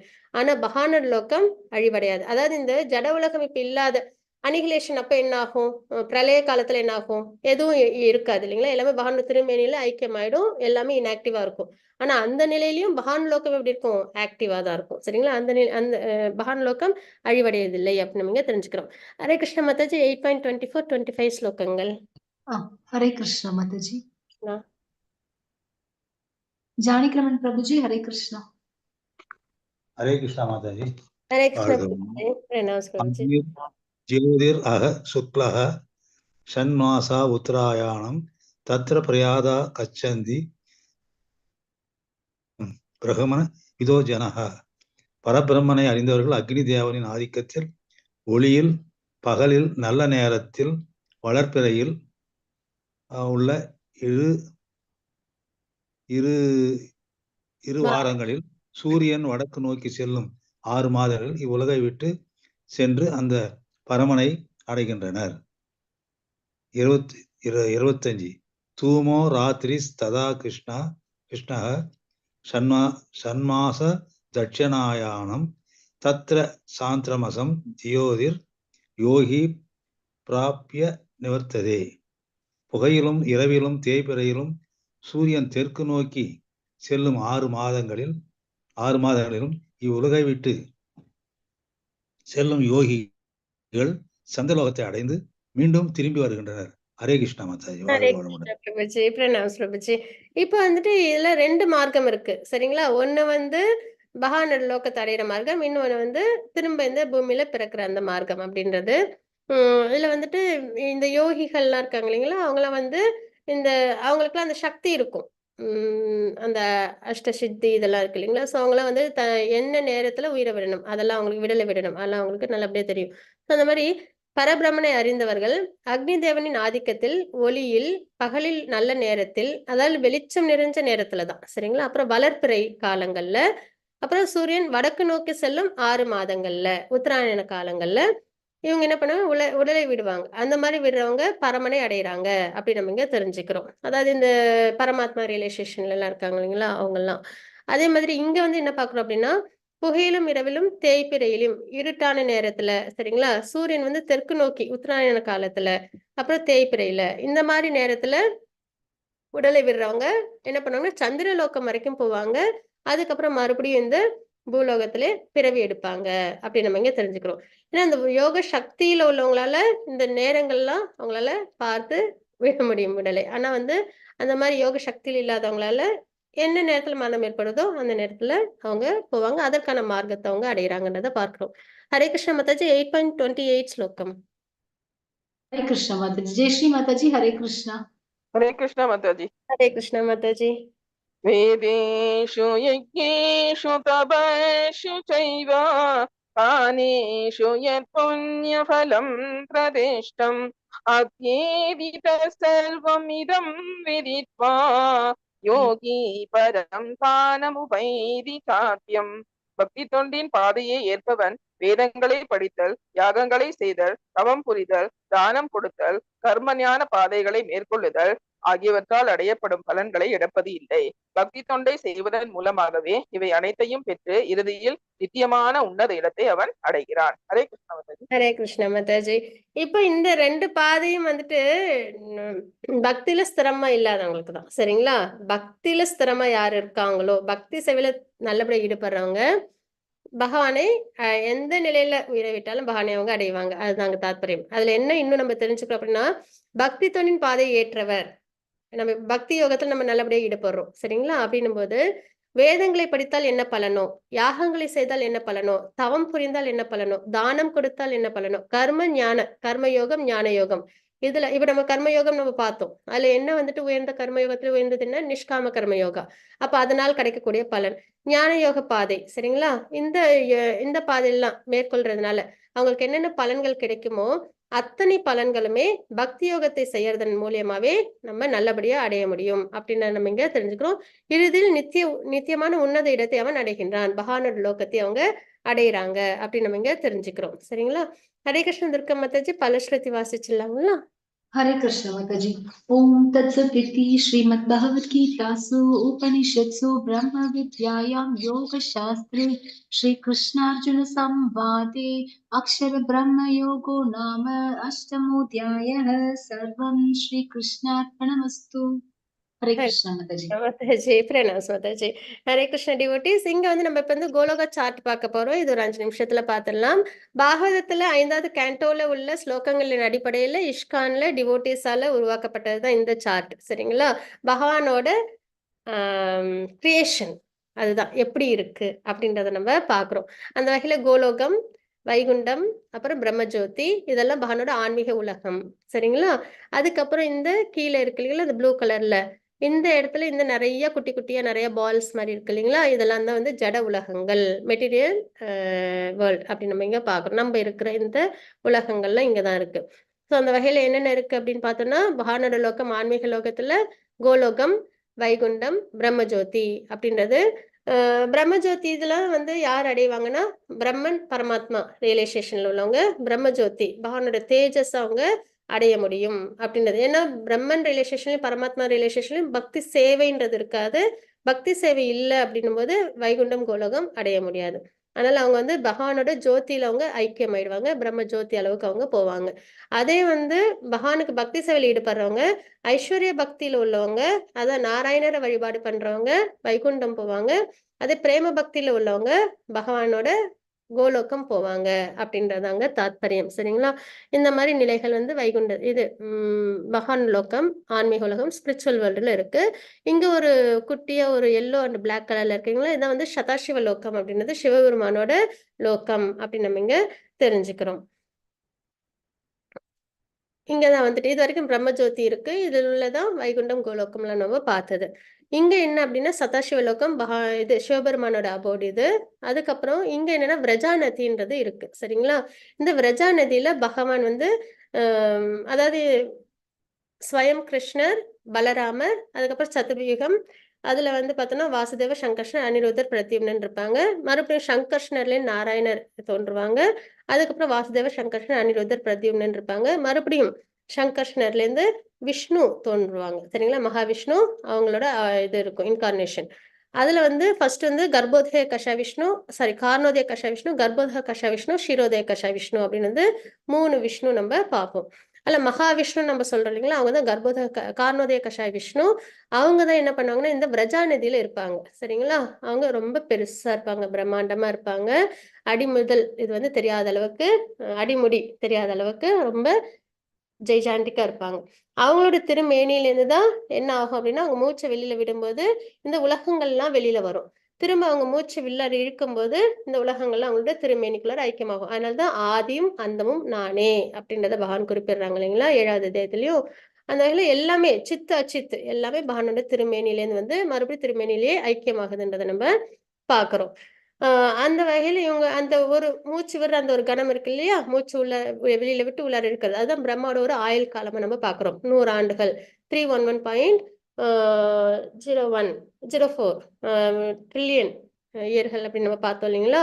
அந்த வகையில பிரம்மாவோட ஆயுள் காலம் அதுதான். சோ அந்த வகையில என்ன ஆகும் அப்படின்னா, அதுக்கப்புறம் எல்லா உலகங்களும் வெளியில வந்ததுக்கு அப்புறம் இந்த உலகங்கள்லாம் எப்படி இருக்கும் அப்படின்னா, அது மாதிரி பகவானோட திருமேனி ரொம்ப பெருசு இல்லைங்களா. அதனால நம்மளுக்குள்ள இந்த வேர்வைகள்லாம் வருது இல்லைங்களா, ஸ்போர்ட்ஸ் அது மாதிரி பகவானோட திருமேனிலேருந்து நிறைய ஸ்போர்ட்ஸ் இருக்கும். அதுல இருந்து மில்லியன்ஸ் ஆஃப் யூனிவர்ஸ் வரும். ஸோ ஜட உலகம்ன்றது ஒண்ணு மட்டும் கிடையாது, நிறைய மில்லியன்ஸ் ஆஃப் யூனிவர்ஸ் வந்து இந்த பிரஜா நிதியில மிதந்துட்டு இருக்கு. எல்லாத்துலயும் எப்படி இருக்கும்னா இது மாதிரி அதுக்கப்புறம் இந்த மாதிரி முட்டை முட்டை வடிவத்துல இருக்கும். அதுல வந்து மறுபடியும் உள்ளார வந்து கர்ப்போதகா ஓஷன் அது வந்து கிரியேட் பண்ணுவாங்க பகவான். அதுல வந்து கர்ப்போதகா கஷாய விஷ்ணுவா பகவான் இருப்பாங்க. அவங்களோட நாபியிலேருந்து தான் இந்த தாமரை தண்டு வரும், அதுல தாமரை பூ வரும். பிரம்மாவை ஃபர்ஸ்ட் சிருஷ்டி பண்ணுவாங்க, அவங்களுக்கு வேதத்தை கொடுப்பாங்க. வேதத்தின் அடிப்படையில பிரம்மா இந்த ஜட உலகத்தை உருவாக்குவாங்க. அப்போ வந்து இந்த தாமரை தண்டு இருக்கு இல்லையா, அதுலதான் இந்த 14 பிளானட்டரி சிஸ்டத்தையும் பிரம்மா வந்து உருவாக்குவாங்க அப்படின்னு நம்ம இங்க தெரிஞ்சுக்கிறோம். அதுக்கப்புறம் பகவான் வந்து க்ஷீரோதய கஷாய விஷ்ணு அப்படின்றவங்களா வந்து இன்கார்னேட் பண்ணுவாங்க. அது என்ன அப்படின்னா பரமாத்மாவா எல்லா எத்தனை ஆத்மாக்கள் இங்க இருக்கோமோ அத்தனை ஆத்மாக்கிட்டே சூப்பர் சொல்ல அவங்களோட இதயத்துல பகவான் வந்து பரமாத்மாவா இருப்பாங்க.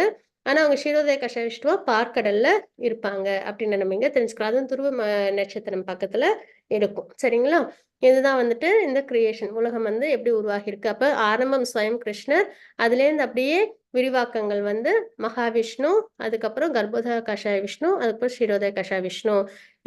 எல்லா உயிரினங்களுக்குள்ளயும் பரமாத்மாவா கிருஷ்ணர்ல இருந்து ஆரம்பிச்சு விரிவாக்கம் எது வரைக்கும் வருது, எல்லா லிவிங் என்டிட்டிக்குள்ளயும் பரமாத்மாவா இருக்கிற வரைக்கும் வருது அப்படின்னு நம்ம இங்க பாக்குறோம். அதே மாதிரி நம்ம வந்துட்டு பக்தி பண்றதன் மூலியமா இந்த பூலோகத்துல மட்டும்தான் பக்தி பண்ணி பகவானை அடைய முடியும். சொர்க்கத்துல சந்தோஷங்களை அனுபவிப்போம், நரகத்துல கஷ்டங்களை அனுபவிப்போம். ஆனா பூலோகத்துல மட்டும்தான் பக்தி பண்ணி நம்ம என்ன பண்ண முடியும், பகவானை அடைய முடியும். அந்த வகையில நம்ம நாம சங்கீர்த்தனத்தை நம்ம உச்சரிக்கும் போது இந்த நூல் மாதிரி போகுது இல்லைங்களா, இது வந்து மந்திரம் பகவான் நாமம். ஹரே கிருஷ்ண கிருஷ்ண கிருஷ்ண ஹரே ஹரே, ஹரே ராம ராம ராம ஹரே ஹரே. அதாவது பகவான் நாமத்தை சொல்லும் போது நம்ம என்ன பண்ணுவோம், இந்த ஓடு இருக்கு இல்லைங்களா, இந்த முட்டை ஓடு, அதுதான் இந்த பஞ்சபூதங்கள், அதுக்கப்புறம் வந்து ஃபால்ஸ் ஈகோ, அப்புறம் மகா தத்துவன் 24 எலிமெண்ட்ஸ் கொண்டது, இதெல்லாம் வந்துட்டு சேர்ந்ததுதான் இந்த ஓடுகள். இதை வந்து பெனிட்ரேட் பண்ணி இந்த விரஜா நதியில நம்ம வந்துட்டு நல்லபடியா நீராடி அதுக்கப்புறம் நம்ம என்ன பண்ணுவோம், பகவானோட லோகத்தை நம்ம அடைவோம். அதாவது நம்ம இறக்கும் நேரத்துல யமன் வந்தா இந்த வைத்தாரணி ரிவரை கிராஸ் பண்ணுவோம். அதே விஷ்ணு தூதர்கள் வந்தாங்கன்னா அழகா நம்மள என்ன பண்ணுவாங்க, பகவானோட லோகத்துக்கு நம்மள கூட்டு போவாங்க. விரஜா நதியில நம்மள டிப் பண்ணி நல்லபடியா நம்மளுக்கு அலங்காரம் எல்லாம் பண்ணி பகவான் லோகத்துக்கு நம்மள அனுப்புவாங்க. அப்படி போனதுக்கு அப்புறம் நம்ம திரும்பி இந்த ஜட உலகத்துக்கு நம்ம வரமாட்டோம். கஷ்டம்னா என்னன்னே நமக்கு தெரியாது, எப்பயும் சந்தோஷமே நிறைஞ்சிருக்கும். ஹரே கிருஷ்ணா. வாஞ்சாகல்பத்ருபஸ்ய கிருபா சிந்து பையவச்ச பதிதானாம் பாவனேபோ விஷ்ணுவோ நமோ நமः. அனந்த கோடி வைஷ்ணவ ஜெய் ஸ்ரீல பிரபாத் கி ஜெய். ஹரே கிருஷ்ணா. ஹரே கிருஷ்ண. துர்கா மாதாஜி வாசிச்சலாங்களா பத்ம புராணம்? हरे कृष्णा माता जी। जानकी रमन प्रभु जी हरे कृष्णा।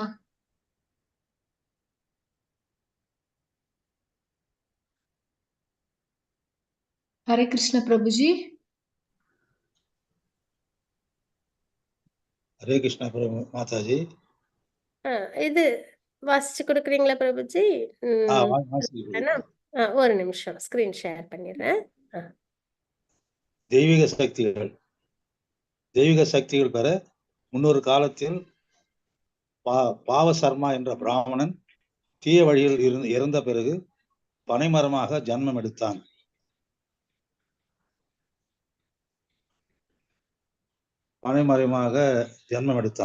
அதே போல தீவிரம் இருந்து தானம் பெற தகாதவற்றை தானம் பெற்ற பிரம்மராட்சர்களாக மாறிய குசீவல குமதி என்ற தம்பதியர் அந்த பனைமரத்தடியில் அமர்ந்து தம் கதிக்கு வருந்தியது.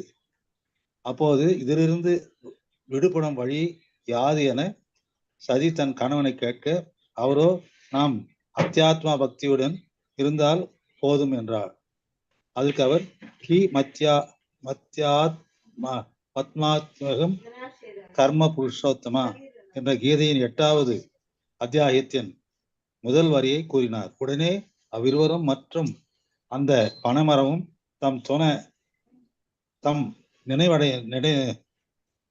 நிலையடைந்தன. 8வது அத்தியாயத்தில் முதல் வரிக்கே இத்தகைய பலன் என்றால் முழுவதையும் பாராயணம் செய்தால் சொல்ல வேண்டுமா? ஹரே கிருஷ்ணா மாதாஜி. ஹரே கிருஷ்ணா பிரபுஜி. பிரணாம்ஸ் பிரபுஜி. ஹரே கிருஷ்ணா. ஹரே கிருஷ்ணா.